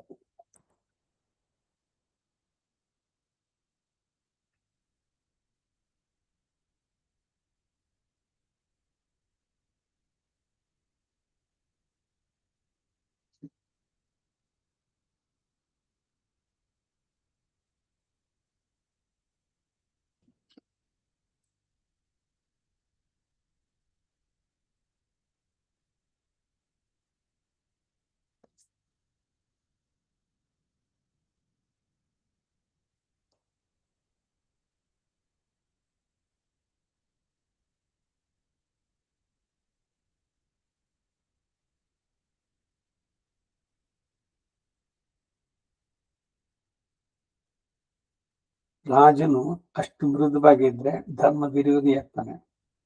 ಕೊಬ್ಬಡಗಿದ ಆನೆಯಂತೆ ಅವನು ಇತರರಿಂದ ಮೆಟ್ಟಲ್ಪಡ್ತಾನೆ. ಇದೇ ವಿಷಯವಾಗಿ ಬೃಹಸ್ಪತಿ ರಚಿತವಾದ ನೀತಿಶಾಸ್ತ್ರದಲ್ಲಿ ಒಂದು ಶ್ಲೋಕ ಉಂಟು. ತುಂಬಾ ವಿನಯವನ್ನು ತೋರಿಸ್ತೀನಿ ಅಂತ, ಯಾರಿಗೆ ಎಷ್ಟು ತೋರಿಸ್ಬೇಕೋ ಅಷ್ಟೇ. ಅತಿಯಾಗಿ ತೋರಿಸಿದ್ರೆ ನೀವು ನನ್ನ ತಲೆ ಮೇಲೆ ಕಾಲಿಡ್ಬೋದು ಅಂದ್ರೆ ಧಾರಾಳವಾಗಿ ಅವ್ರ ತಲೆ ಇಟ್ಕೊಂಡು ಕೂತ್ಕೊಳ್ತಾರೆ. ಕೊಟ್ಟವ್ರು ಯಾರು ಅವಕಾಶನ?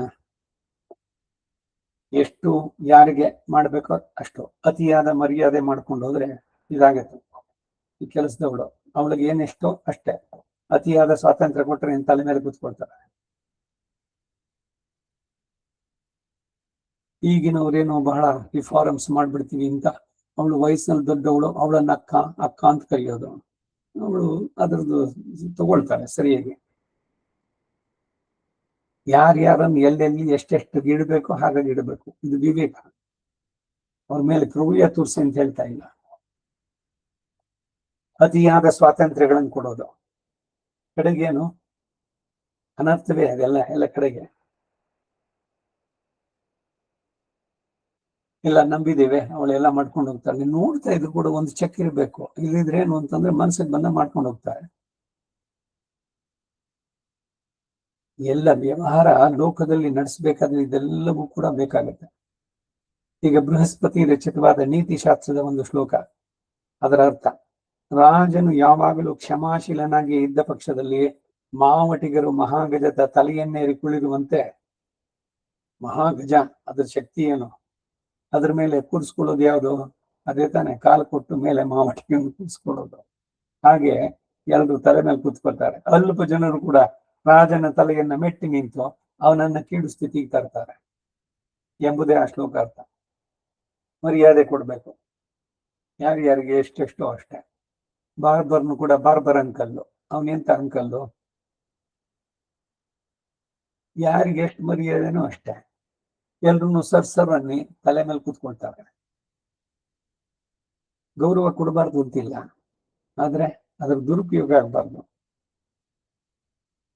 ಆದ್ದರಿಂದ ರಾಜನು ಬಹಳ ಮೃದುವಾಗಿ ಆಗ್ಲಿ ಅಥವಾ ಅತಿ ಕ್ರೂರಿಯಾಗ್ಲಿ ಇರದೆ, ಬಹಳ ತಂಪು ಬಹಳ ತೀಕ್ಷ್ಣವೂ ಆದಂತ ವಸಂತ ಕಾಲದ ಸೂರ್ಯನಂತಿರ್ಬೇಕು. ಬಿಸಿ ಇರ್ಬೇಕು, ಹಾಗೆ ತಂಪಾಗೂ ಇರ್ಬೇಕು, ಎರಡು ಸೇರ್ಬೇಕು. ಮತ್ತು ರಾಜನು ತನ್ನವರನ್ನ ಪರರನ್ನ ಅವರವರು ನಡೆಸುವ ಕಾರ್ಯಗಳನ್ನ ಪ್ರತ್ಯಕ್ಷವಾಗಿ ನೋಡಿಯೋ, ಅವರ ಮುಖ ವಿಕಾರಾದಿ ಅನುಮಾನಗಳಿಂದಲೋ ಉಪಮಾನಗಳಿಂದಲೋ ಪುರುಷ ಲಕ್ಷ್ಯಗಳನ್ನ ನಿರ್ದೇಶಿಸುವ ಸಾಮುದ್ರಿಕಾದಿ ಶಾಸ್ತ್ರ ಬಲದಿಂದಲೋ ಯಾವಾಗಲೂ ಪರೀಕ್ಷಿಸಿ ತಿಳಿತಾ ಇರ್ಬೇಕು. ರಾಜ ಆಗ್ಬಿಟ್ರೆ ಏನು, ಅವನ ವೈಭೋಗ ಲಕ್ಸುರಿ, ಎಷ್ಟು ಜನ ಬೇಕಾದ್ರೂ ಇರ್ಬೋದು, ಚೆನ್ನಾಗಿ ಕುಡಿದು ಎಷ್ಟೋ ಜನ ಹೆಂಡರು. ಇದು ರಾಜನ್ಗ? ಲೋಭಿಯಾಗಿ ಯಾವಾಗ್ಲೂ ನಿದ್ರಾ ಇದ್ರಲ್ಲಿ ಇದ್ರೆ ರಾಜ್ಯ ಉಳಿಯುತ್ತೋ?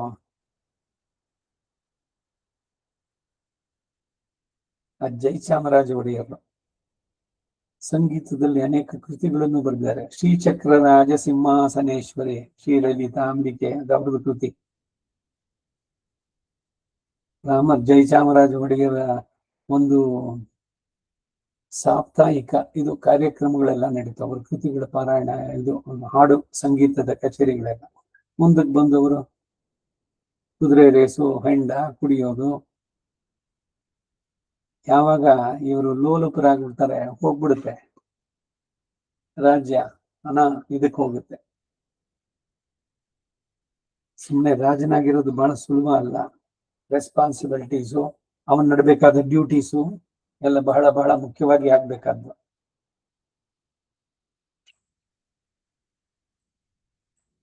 ರಾಜನು ಕಾಮಕ್ರೋಧ ಜನ್ಯಗಳಾದ ಎಲ್ಲ ವ್ಯಸನಗಳನ್ನು ದೂರ ಮಾಡಬೇಕು. ನೋಡಿ, ಇದೆಲ್ಲ ವ್ಯಸನಗಳಲ್ಲಿ ಸೇರಿದ್ದು. ಈಗ ತಾನು ಹೇಳಿದ್ನಲ್ಲ, ಅದು ಯಾವ್ಯಾವುದು ಅಂತ 18 ವ್ಯಸನಗಳು. ಅವುಗಳಲ್ಲಿ ಜೂಜಾಟ, ಇಸ್ಪೀಟಾಟ, ಮನೆಯಲ್ಲಿ ಸುಮ್ಮನೆ ಟೈಮ್ ಪಾಸಿಂಗ್ ಅಂತ ಸುಮ್ಮನೆ ಆಡ್ತೀರಾ, ದುಡ್ಡು ಇಡಬೇಕು ಅವಾಗೆ. ಈಗ ಪಾರ್ಕ್ಗಳಲ್ಲಿ ಬ್ಯಾಡ್ಮಿಂಟನ್ ಅದು ಇದು ಅಂತ ಆಡ್ತಾರೆ, ಒಂದೊಂದು ಪಾಯಿಂಟ್ಗೆ 100 ರೂಪಾಯಿ ಅಂತ. ಇದೆಂತ ಆಟ ಅದು? ದುಡ್ಡಿಟ್ಟು ಮಾಡುವಂತದ್ದು ಕಡೆಗೆ ದ್ಯೋತಕ್ಕೆ ಸೇರುತ್ತೆ. ಬೇಟೆ, ಸುಮ್ಮನೆ ಹೋಗಿ ಪ್ರಾಣಿಗಳನ್ನ ಕಾಡ್ನಲ್ಲಿ ಕೊಲ್ಲೋದು, ಹಗಲು ನಿದ್ರೆ.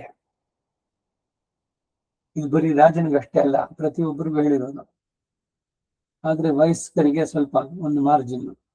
ವಯಸ್ಸಾದವರು ಮಧ್ಯಾಹ್ನ ಒಂದು 10 ಅಥವಾ 15 ನಿಮಿಷ ಬೇಕಾದ್ರೆ ಒಂದು ಸ್ಮಾಲ್ ನ್ಯಾಪ್, ಊಟ ಆಗಿ ಒಂದು ಅರ್ಧ ಗಂಟೆ ಸ್ವಲ್ಪ ನಡೆದು ಆಮೇಲೆ ಒಂದು 10-15 ನಿಮಿಷ ವಿಶ್ರಾಂತಿ. ಹೆಚ್ಚಿಗೆ ಮಲಗಬಾರ್ದು. ಹಗಲು ನಿದ್ರೆ, ಪರನಿಂದೆ, ಇನ್ನೊಬ್ಬರನ್ನ ನಿಂದಿಸೋದು, ಯಾವಾಗ್ಲೂ ಇನ್ನೊಬ್ಬರಲ್ಲಿ ಬರೀ ತಪ್ಪುಗಳನ್ನೇ ಹೇಳ್ತಾ ಬರೋದು, ಸ್ತ್ರೀಲೋಲನಾಗಿರೋದು, ಇದು ರಾಜನಿಗೆ ಇನ್ನೊಂದು. ಸ್ತ್ರೀಲೋಲುಪತೆ ಅದಿರಬಾರ್ದು. ಮದ್ಯ, ವ್ಯರ್ಥೋದ್ಯಮ, ಏನು ಉಪಯೋಗ ಇಲ್ಲದಂತ ಕೆಲಸಗಳು, ಉದ್ಯಮದಲ್ಲಿ ತೊಡಗೋದು, ಆಟಗಳು, ವಾದ್ಯಗಳು, ಇವು 10 ಕಾಮಜನ್ಯಗಳು ಅಂತ ಇಲ್ಲದ ತಪ್ಪುಗಳನ್ನ ಉದ್ಘಾಟಿಸೋದು, ನಿರಪರಾಧಿಗಳನ್ನ ದಂಡಿಸೋದು, ಕಪಟದಿಂದ ಕೊಲ್ಲೋದು, ಅಸೂಯೆ, ಈರ್ಷ್ಯೆ, ಪರಸ್ವಾಪಹರಣ, ಇನ್ನೊಬ್ಬರ ಸ್ವತ್ತನ್ನ ಅಪಹರಿಸೋದು, ಕಠಿಣ ವಾಕ್ಯಗಳು, ಕ್ರೂರ ದಂಡನೆ ಎಂಬ ಇದು ಕ್ರೋಧಜನ್ಯಗಳಾದದ್ದು ಇವೆಲ್ಲ ಮುಂದಕ್ಕೆ. ಆದರೆ ಮಹಾರಾಜ, ನೀನು ಅವುಗಳನ್ನ ಹೇಗೂ ಉಪಯೋಗಿಸಬಾರದು ಎಂದು ತಿಳಿಬೇಡ. ಅವುಗಳಲ್ಲಿ ಮಿತಿಮೀರಿ ಸಂಬಂಧವನ್ನ ಇಟ್ಟುಕೊಳ್ಳಬಾರದು. ಅಂತಹ ವ್ಯಸನಗಳಲ್ಲಿ ಬಿದ್ದವನು ಅಧೋಗತಿ ಎಳೀತಾನೆ. ಎಲ್ಲವೂ ಹಿತಮಿತವಾಗಿರ್ಬೇಕು.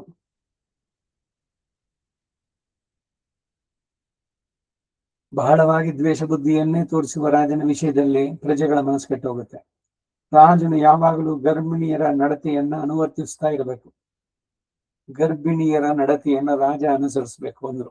ಯಾಕೆಂದ್ರೆ ಗರ್ಭಿಣಿಯಾದ ಹೆಂಗಸು ತನ್ನ ಮನಸ್ಸಿಗೂ ತನ್ನ ನಾಲಿಗೆಗೂ ಪ್ರಿಯವಾದ ವಸ್ತುವನ್ನೇ ಭುಜಿಸದೆ ತನ್ನ ಗರ್ಭ ಶಿಶುವಿಗೆ ಹಿತಕರವಾದ ವಸ್ತುಗಳನ್ನೇ ಭುಜಿಸುವಂತೆ. ನೋಡಿ,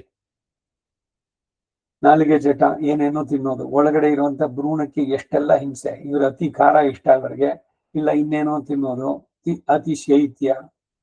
ಯಾವಾಗಲೂ ಗರ್ಭಿಣಿಯಾದವಳು ತನ್ನ ಉದರದಲ್ಲಿರುವ ಮಗುವಿಗೆ ಯಾವುದು ಹಿತವೋ ಅಂತದ್ದನ್ನ, ಅವಳಿಗೆ ಎಷ್ಟೇ ಇಷ್ಟವಾದ್ರೂ ಕೂಡ ಅದಕ್ಕೆ ಸರಿಯಾಗಿಲ್ಲ ಅಂತಂದ್ರೆ ಶಿ ಶುಡ್ ನಾಟ್ ಯೂಸ್ ಮಾಡಬಾರ್ದು. ಅದಕ್ಕಾಗಿ ಗರ್ಭಿಣಿ ಉದಾಹರಣೆ ಕೊಟ್ಟರೆ,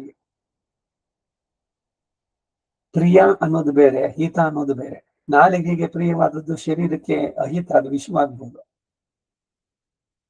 ಇವೆರಡರ ಸಮತೋಲನ ಇರಬೇಕು. ಆಹಾರದಲ್ಲೂ ಕೂಡ ಅಷ್ಟೇ ಇದೇನೇನೆ. ಸುಮ್ಮನೆ ನಾಲಿಗೆಗೆ ಹಿತವಾಗಿದೆ, ಇಂದ್ರಿಯಗಳಿಗೆ ತೃಪ್ತಿ, ಆದರೆ ಧರ್ಮದ ಇದನ್ನ ಬಿಟ್ಟು ಅತಿಕ್ರಮಿಸಬಾರದು. ರಾಜನು ತನ್ನ ಭೋಗಕ್ಕೆ ಬೇಕಾದದನ್ನೇ ಆಧರಿಸಿದೆ, ಅವುಗಳನ್ನೇ ತ್ಯಜಿಸಿ ಪ್ರಜೆಗಳಿಗೆ ಹಿತವಾದ ದಾರಿಯನ್ನೇ ತಾನು ಅನುವರ್ತಿಸ್ಬೇಕು. ತನ್ನ ಸ್ವಂತ ಸುಖ ಮುಖ್ಯ ಅಲ್ಲ, ರಾಮನಲ್ಲಿ ಮುಖ್ಯವಾಗಿ ಕಲಿಬೇಕಾದದ್ದು ನಾವು ಜನಾಭಿಪ್ರಾಯಕ್ಕೆ ಎಷ್ಟು ಕೊಟ್ಟ ಮರ್ಯಾದೆಯನ್ನ. ಲೋಕ ಮರ್ಯಾದೆಯನ್ನ ಉಲ್ಲಂಘಿಸಬೇಡ. ಲೋಕ ಮೆಚ್ಚುವಂತೆ ನೀ ಬಾಳು. ಈ ಮಾತುಗಳೆಲ್ಲ ಯಾಕೆ ಅಂದ್ರೆ, ಎಲ್ಲರೂ ಕೂಡ ಸಮಾಜದಲ್ಲಿ ಗಮನಿಸ್ತಾರೆ. ಎಲ್ಲೋ ಒಂದು ಸಿಕ್ಕಿದ್ರೆ ಅದು ದೊಡ್ಡದಾಗ ಆಗತ್ತೆ, ಅದರಿಂದ ಬಹಳ ಎಚ್ಚರಿಕೆಯಿಂದಿರ್ಬೇಕು. ಜನಾಭಿಪ್ರಾಯ ಅದಕ್ಕೂ ಕೂಡ ಮನ್ನಣೆ ಇದೆ.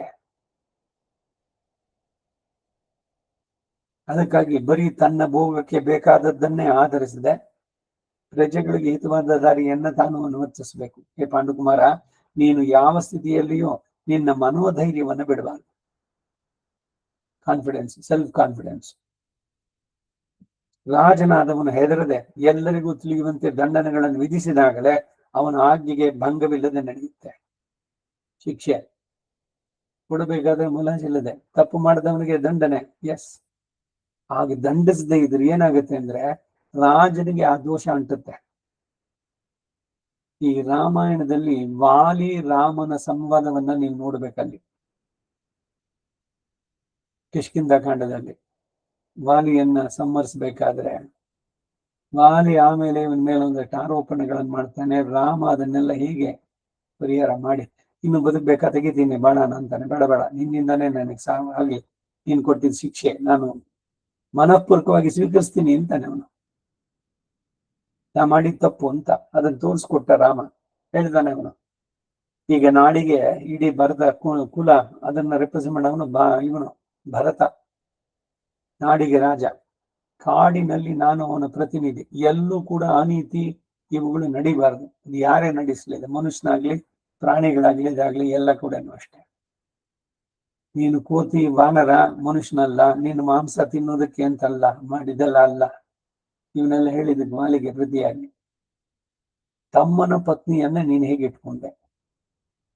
ತಮ್ಮನ್ ಕಳ್ಸಿದ್ಯೋ ಇಲ್ವಾ? ಆವಾಗ ಅವಳನ್ನು ಕಳ್ಸ್ಕೊಡ್ಬೇಕಾಗಿತ್ತು. ನಿನ್ನ ಪತ್ನಿ ಇರ್ಲಿಲ್ವೇ? ಜ್ಯೇಷ್ಠ ಭ್ರಾತ ಪಿತಃ ಸಮಾಹ, ದೊಡ್ಡಣ್ಣ ತಂದೆಗೆ ಸಮಾನ. ದೊಡ್ಡಣ್ಣ ತಂದೆಗೆ ಸಮಾನವಾದ್ರೆ ಅವನ ಪತ್ನಿ ಏನಾಗ್ಬೇಕು ಹೊತ್ತಿಗೆ? ಹಾಗೆ ಚಿಕ್ಕವನು ತಮ್ಮ ಅವನು ಪುತ್ರನಿಗೆ ಸಮಾನವಾದವನು ಅಂತಂದಾಗ ಅವಳು ಮಗಳಂತೆಯೋ ಇದರಲ್ಲೂ ನೋಡುವಂತದ್ದು ರಕ್ಷಣೆ ಇವುಗಳನ್ನು ತಿಳಿಸುವಂತಹದ್ದು.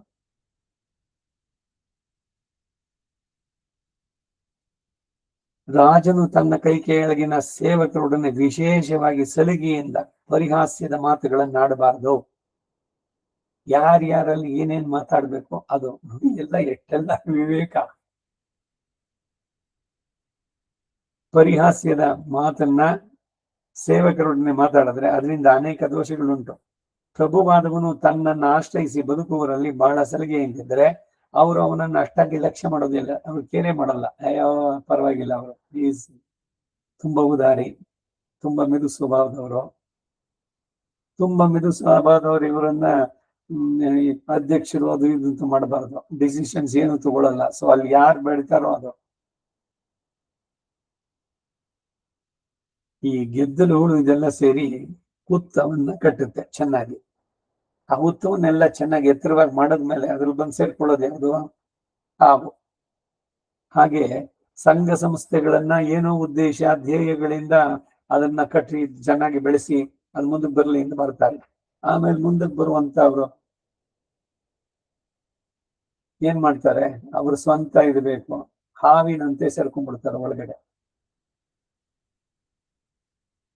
ಪದವಿಗಳಲ್ಲಿದ್ದು ಡಿಸಿಷನ್ಸ್ ಅದು ಇದು ತಗೋಬೇಕಾದ್ರೆ ಅವಾಗೇನು ಅಂದ್ರೆ ಹಿಂದಿನವರೆಲ್ಲ ಮಾಡಿದವರೆಲ್ಲ ಕೈ ಬಿಟ್ಟು ಬಿಡ್ತಾರೆ. ಸರಿ ಆಯ್ತು, ಮಾಡಿದ್ದಾಯ್ತು ಅಂತ. ಇವೆಲ್ಲ ಎಲ್ಲ ಸಂಘ ಸಂಸ್ಥೆ ಇವುಗಳೆಲ್ಲ ನಡೆಯುವಂಥದ್ದು ಸಾಮಾನ್ಯವಾಗಿ. ಯಾರು ಅದನ್ನ ಕಷ್ಟಪಟ್ಟು ನಡೆಸಿದ್ರೋ, ಅದನ್ನ ಮೇಲಕ್ಕೆ ತಂದ್ರೋ ಅವರೆಲ್ಲ ಹೋದ್ರು. ಆಮೇಲೆ ತಗೊಂಡು ಅವರು ಅದನ್ನ ಹೆಂಗ್ ನಡೆಸ್ತಾರೆ? ಹುತ್ತದಲ್ಲಿ ಹಾವು ಬಂದು ಸೇರಿದಂತೆ.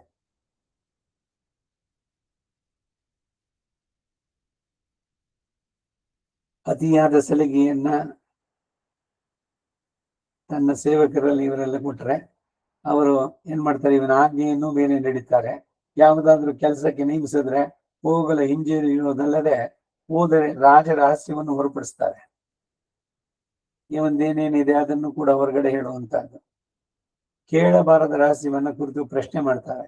ಅವ್ರು ಕೇಳಬಾರದನ್ನ ಕೇಳುವಂಥದ್ದು. ಯಾಚಿಸಬಾರದನ್ನ ಯಾಚಿಸ್ತಾರೆ.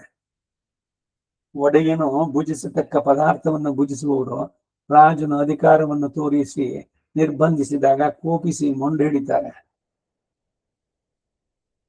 ಅವರಿಗೆ ಕೊಡುವಂತ ಸವಲತ್ತುಗಳು ನೀವು ಒಂದ್ಸಲಿ ಕೊಟ್ಬಿಟ್ರೆ ಮತ್ತೆ ವಾಪಸ್ ತಗೊಳಿಕ್ಕಾಗಲ್ಲ. ಅದನ್ನ ನಾವು ವಿವೇಕ ಇರಬೇಕು. ಮೊದಲು ಕೊಡ್ಬೇಕಾದ್ರೆ ಏನೋ ಬಹಳ ಖುಷಿಯಾಗಿ ಏನೋ 2 ದಿವಸ ಕೆಲಸ ಮಾಡೋದು. ಸರಿ, ಪ್ರತಿ ವರ್ಷ ನಿನ್ಗೆ 500 ರೂಪಾಯಿ ಬಕ್ಷೀಸು ಇನ್ಕ್ರಿಮೆಂಟ್ ಕೊಡ್ತೀನಿ ಅಂತ ಕಮಿಟ್ ಮಾಡ್ಕೊಳ್ಳಿ. ಸೊ ಅವಳು ಒಂದು 6 ವರ್ಷ 8 ವರ್ಷ ಇದ್ರೆ ನೀವ್ ಹೇಳಿದ್ರಲ್ಲ ಕೊಡಿ, ನಾ ಕೆಲಸ ಮಾಡ್ತೀನೋ ಬಿಡ್ತೀನೋ. ಯಾವುದೇ ಒಂದು ಸವಲತ್ತನ್ನ ಯಾರಿಗಾರು ಕೊಡೋದಾದ್ರೆ ಅದರ ಸಾಧಕ ಬಾಧಕಗಳು ನೋಡ್ಬೋದು. ಎಲ್ಲಿ ತನಕ ಅದು ಇವೆಲ್ಲ ಗಮನಿಸ್ಬೇಕಾದ್ದು. ತಮ್ಮ ರಾಜನಿಗಿಂತಲೂ ತಾವೇ ಮೇಲೆ ಎಂದು ತೋರಿಸಲು ಯತ್ನಿಸ್ತಾರೆ. ಇದು ನೀವು ತಲೆ ಬಗ್ಸೋದು, ತಲೆ ಮೇಲೆ ಕೂತ್ಕೊಳ್ತಾರೆ ಅಂದ್ರೆ ಇದೇನೆ. ಇವರನ್ನು ಮೀರಿಸಿ ಲಂಚವನ್ನು ತೆಗೆದೋ ಮೋಸದಿಂದಲೋ ಸ್ವಾಮಿ ಕಾರ್ಯವನ್ನು ಕೆಡಿಸ್ತಾರೆ. ರಾಜ ಶಾಸನದಂತೆ ಸುಳ್ಳು ಪತ್ರಗಳನ್ನು ಕಲ್ಪಿಸಿ ರಾಜ್ಯದ ಬಿಗಿಯನ್ನು ತಪ್ಪಿಸ್ತಾರೆ. ಅಂತಃಪುರದಲ್ಲಿರುವ ಕಾವಲುಗಾರರೊಡನೆ ಸಲಿಗೆಯಿಂದ ವರ್ತಿಸ್ತಾರೆ. ರಾಜನಂತೆಯೇ ವೇಷವನ್ನು ಹಾಕಿಕೊಳ್ತಾರೆ. ರಾಜ ಸನ್ನಿಧಿಯಲ್ಲಿ ನಿರ್ಭಯವಾಗಿ ಲಜ್ಜೆಯನ್ನು ಬಿಟ್ಟು ಆಕಳಿಸೋದು, ತೇಗುವುದು, ಮುಗಿಯೋದು, ಕ್ಯಾಕರಿಸೋದು ಮುಂತಾದ ಅಸಭ್ಯ ಕೆಲಸಗಳನ್ನೆಲ್ಲ ಮಾಡ್ತಾರೆ. ಅಸಭ್ಯಗಳನ್ನೆಲ್ಲ ಮಾಡ್ತಾರೆ. ರಾಜನ ವಿಷಯವಾದ ಮಾತುಗಳನ್ನ ನಿರ್ಭಯವಾಗಿ ಇತರರನ್ನ ಹೇಳ್ತಾರೆ. ರಾಜನು ಬಹಳ ಮೃದು ಸ್ವಭಾವದನಾಗಿದ್ರು, ಬಹಳ ಸಲಿಗೆಯಿಂದ ವಿನೋದಿಸ್ತಾ ಇದ್ರು. ಅಂತಹ ಭೃತ್ಯರು. ಅವನಲ್ಲಿ ಸ್ವಲ್ಪವೂ ಲಕ್ಷ್ಯ ಇಲ್ಲದೆ ಆ ರಾಜನು ಏರತಕ್ಕ ಆನೆಗಳನ್ನು, ಕುದುರೆಗಳನ್ನು, ರಥಗಳನ್ನು ದರ್ಪದಿಂದ ಏರ್ತಾರೆ. ಮಿತ್ರರ ಸಾನ್ನಿಧ್ಯದಲ್ಲಿಯೇ ಅಂತಹ ಭೃತರು ರಾಜನ ಕುರಿತು ಇದು ನಿನ್ನಿಂದ ಸಾಧ್ಯ ಅಲ್ಲ, ಹೀಗೆ ಮಾಡೋದು ತಪ್ಪು ಎಂದು ಖಂಡಿಸಿ ಮಾತಾಡ್ತಾರೆ. ರಾಜನು ಕೋಪಿಸಿದಾಗಲೂ ಲಕ್ಷ್ಯವಿಲ್ಲದೆ ನಗುತ್ತಾರೆ. ರಾಜನು ಗೌರವದಿಂದ ಪೂಜಿಸಿದಾಗಲೂ ಸಂತೋಷಿಸೋದಿಲ್ಲ. ಈ ಭೃತರಲ್ಲಿ ಒಬ್ಬರನ್ನೊಬ್ಬರು ಮೀರಬೇಕು ಎಂದು ಸ್ಪರ್ಧಿಸ್ತಾರೆ. ರಹಸ್ಯವಾದ ಮಂತ್ರಾಲೋಚನೆಗಳನ್ನೆಲ್ಲ ಹೊರಹಾಕ್ತಾರೆ. ರಾಜ್ಯ ರಹಸ್ಯಗಳನ್ನೆಲ್ಲ ಹೊರಗೆ ಪ್ರಕಟಿಸ್ತಾರೆ. ರಾಜಾಜ್ಞೆಯನ್ನು ಲಕ್ಷ್ಯ ಮಾಡದೆ ಅಲಕ್ಷ್ಯ ಭಾವದಿಂದ ಅವಹೇಳನ ಮಾಡ್ತಾರೆ. ರಾಜನನ್ನು ಲಕ್ಷ್ಯ ಮಾಡದೆ ರಾಜಯೋಗ್ಯವಾದ ಸ್ನಾನ, ಭೋಜನ, ಅನುಲೇಪನ, ಭೂಷಣಗಳನ್ನೆಲ್ಲ ಪರಿಹಾಸ್ಯಪೂರ್ವಕವಾಗಿ ತಾವೇ ಅನುಭವಿಸ್ತಾರೆ. ಮತ್ತು ತಮಗೆ ಕೊಟ್ಟ ಅಧಿಕಾರವನ್ನ ಇದೇನು ದೊಡ್ಡದು ಎಂದು ನಿಂದಿಸುತ್ತಾ ಅಲಕ್ಷ್ಯ ಮಾಡ್ತಾರೆ. ಸಮಯದಲ್ಲಿ ಕೈ ಬಿಟ್ಟು ಹೋಗ್ತಾರೆ. ನ್ಯಾಯವಾಗಿ ತಮಗೆ ಸೇರತಕ್ಕ ವಸ್ತುವಿನಲ್ಲಿ ತೃಪ್ತಿ ಇಲ್ಲದೆ ರಾಜಯೋಗ್ಯವಾದ ವಸ್ತುವನ್ನ ಬಲಾತ್ಕಾರದಿಂದ ಪ್ರತಿಗ್ರಹಿಸ್ತಾರೆ. ಅಕ್ಕಿಯ ಕಾಲಿಗೆ ಹಗ್ಗವನ್ನು ಗಟ್ಟಿ ಆಡಿಸುವಂತೆ ರಾಜನನ್ನೇ ವಿನೋದಿಸಿಂದ ಆಡಿಸ್ತಾರೆ. ರಾಜನು ತಾವು ಹೇಳಿದಂತೆ ಎಲ್ಲ ಕೇಳ್ತಾನೆ ಎಂದು ಜನರಲ್ಲಿ ಹೇಳ್ಕೊಳ್ತಾರೆ. ಹೇ ಯುಧಿಷ್ಠಿರ, ರಾಜನು ಸೇವಕರಲ್ಲಿ ಮೃದುತ್ವದಿಂದ ಪರಿಹಾಸ ಮಾಡ್ತಾ ಇದ್ರೆ ಈ ಮೇಲಿನ ದೋಷಗಳಲ್ಲಿ ಇನ್ನೂ ಅನೇಕ ದೋಷಗಳುಂಟು ಎಂದ. ಸೊ ಅದರಿಂದ ವ್ಯವಹಾರ, ರಾಜನಾದವನು ತನ್ನ ಸೇವಕರಲ್ಲಿ ಎಲ್ಲರನ್ನು ಹೇಗಿರ್ಬೇಕು ಅಂತ ವಿದುರನ್ ಹೇಳ್ತಾನೆ ಅವನ ನೀತಿನಲ್ಲಿ. ರಾಜನ ಗಮನಕ್ಕೆ ಬರುವಂಗಿರೋದು ಬೇಡ. ಅವನಿಂದ ಪ್ರಶಸ್ತಿ ಆಗ್ಲಿ, ಅವನಿಂದ ಶಿಕ್ಷೆ ಆಗ್ಲಿ, ಎರಡೂ ಏನು ಬಹಳ ಯಾವ ಕಾಲದಲ್ಲಿ ಬರುತ್ತೆ ಅಂತಿಲ್ಲ. ಶಿಕ್ಷೆ ಪುರಸ್ಕಾರ ಮಾಡಿದ ಮಾರನೇ ದಿವಸ ಅವನ ತಲೆದಂಡನೂ ಮಾಡ್ಬಿಡ್ಬೋದು. ಅವನು ವಿವೇಕಿಯಾದ ರಾಜನಾದ್ರೆ ಇದ್ ಮಾಡಲ್ಲ.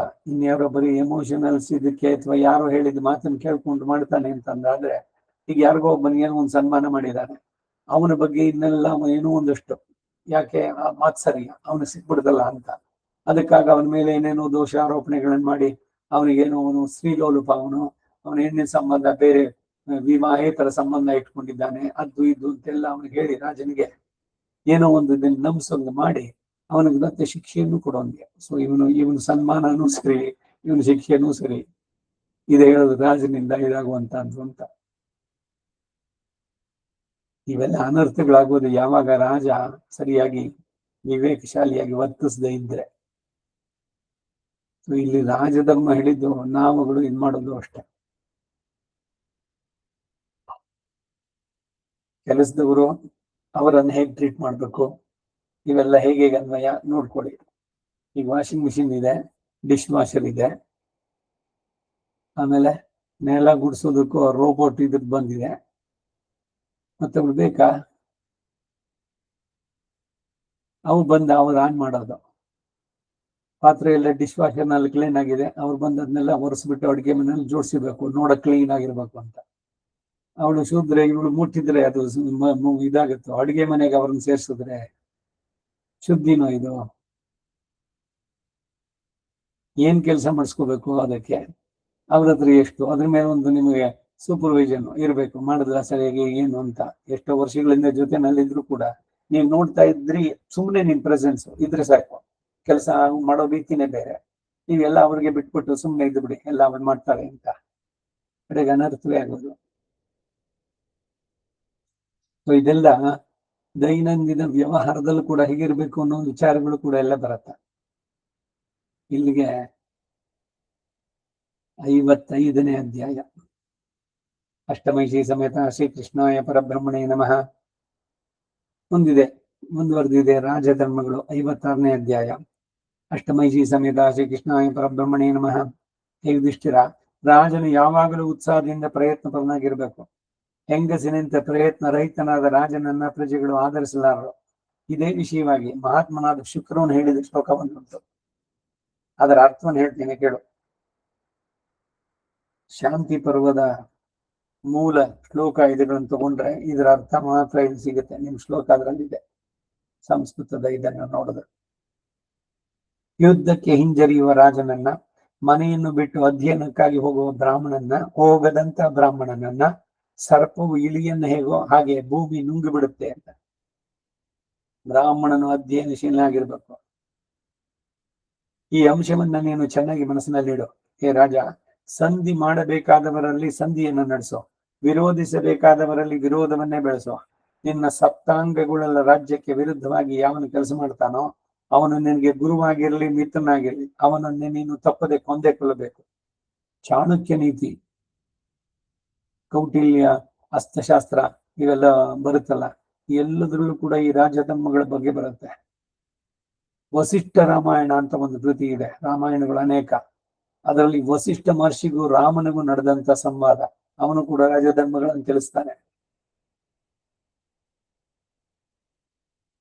ಇದೇ ವಿಚಾರದಲ್ಲಿ ಮರುತ್ತನೆಂಬ ರಾಜನು ಹೇಳಿದ ಒಂದು ಪುರಾತನ ಗಾದೆ ಉಂಟು. ಗಾದೆ ಅಂದ್ರೆ ಕಥೆ, ಒಂದು ಘಟನೆ. ಇದನ್ನು ಬೃಹಸ್ಪತಿಯ ಮತಾನುಸಾರವಾಗಿ ರಾಜನ ಅಧಿಕಾರವನ್ನು ಕುರಿತುವುದಕ್ಕೆ ಅದು ಹೇಳಲ್ಪಟ್ಟಿದೆ. ಅದು ಏನಂದ್ರೆ, ಇದನ್ನು ಮಾಡಬಹುದು, ಇದನ್ನು ಮಾಡಬಾರದು ಎಂಬ ವಿವೇಚನೆ ಇಲ್ಲದೆ ಗರ್ವದಿಂದ ಕೆಟ್ಟ ದಾರಿಗೆ ಹೋಗುವನು ಗುರುವಾಗಿದ್ದರೂ ಕೂಡ ಅವನಿಗೆ ದಂಡನೆಯನ್ನು ವಿಧಿಸದೆ ಇರಬಾರದು. ಇದೇ ಆ ಗಾದೆಯ ಅರ್ಥ. ಹಿಂದೆ ಬಾಹುವಿನ ಮಗನಾದ ಸಗರ ಎಂಬ ರಾಜನು ನ್ಯಾಯಪರವಾದ್ದರಿಂದ ಪುರಜನರ ಕ್ಷೇಮವನ್ನು ಕೋರಿ ತನ್ನ ಹಿರಿಯ ಮಗನಾದ ಅಸಮಂಜ ಎಂಬುವನನ್ನ ತೊರೆದು ಬಿಟ್ಟ.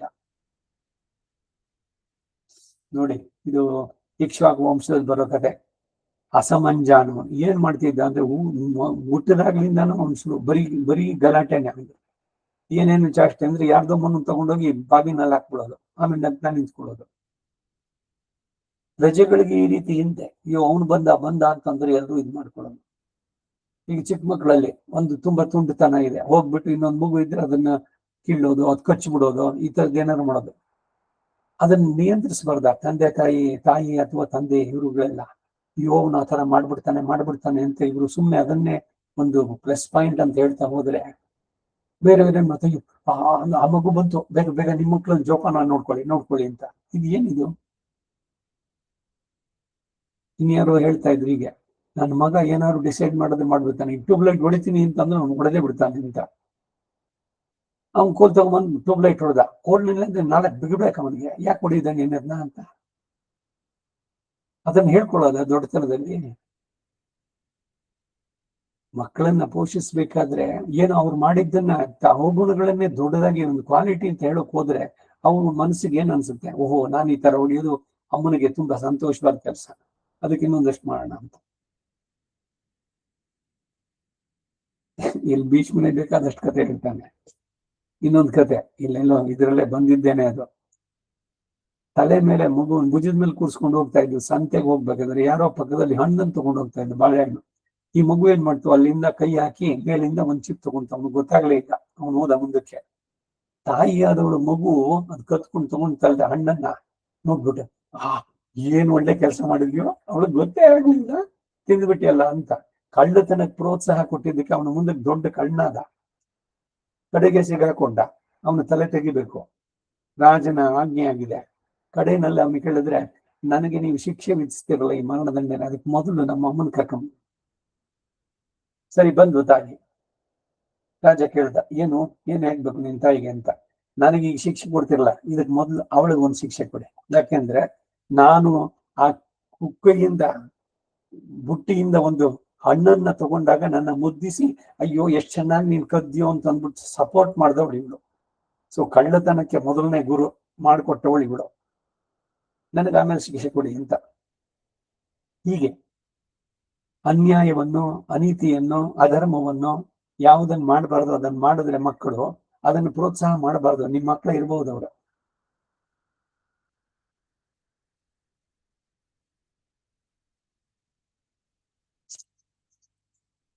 ಇದು ಇನ್ನು ಮುಂದುವರಿಯುತ್ತೆ. ಈ ಜಾಗದಲ್ಲಿ ನಿಲ್ಲಿಸ್ಕೊಂಡಿರೋಣ, ಮುಂದಿನ ವಾರ ಮುಂದುವರಿಸುವ. ವಸುದೇವ ಸುತಂ ದೇವಂ ಕಂಸಚಾಣೂರಮರ್ದನಂ ದೇವಕೀ ಪರಮಾನಂದಂ ಕೃಷ್ಣಂ ವಂದೇ ಜಗದ್ಗುರುಂ. ಕವಿತಾರ್ಕಿಕ ಸಿಂಹಾಯ ಕಲ್ಯಾಣ ಗುಣಶಾಲಿನೇ ಶ್ರೀಮತೆ ವೆಂಕಟೇಶಾಯ ವೇದಾಂತ ಗುರವೇ ನಮಃ. ವಾದಿದ್ವಿಪ ಶಿರೋಭಂಗ ಪಂಚಾನ್ನ ಪರಾಕ್ರಮಃ ಶ್ರೀಮಾನ್ ವೆಂಕಟನಾಥಾರ್ಯ ಚಿರಂ ವಿಜಯತಾಂ ಭವೆ. ಶ್ರೀಮತೆ ಲಿಂಗಂತ ಮಹಾದೇಶಿಕಾಯ ನಮಃ. ಸರ್ವಂ ಶ್ರೀ ವಾಸುದೇವಾರ್ಪಣಮಸ್ತು.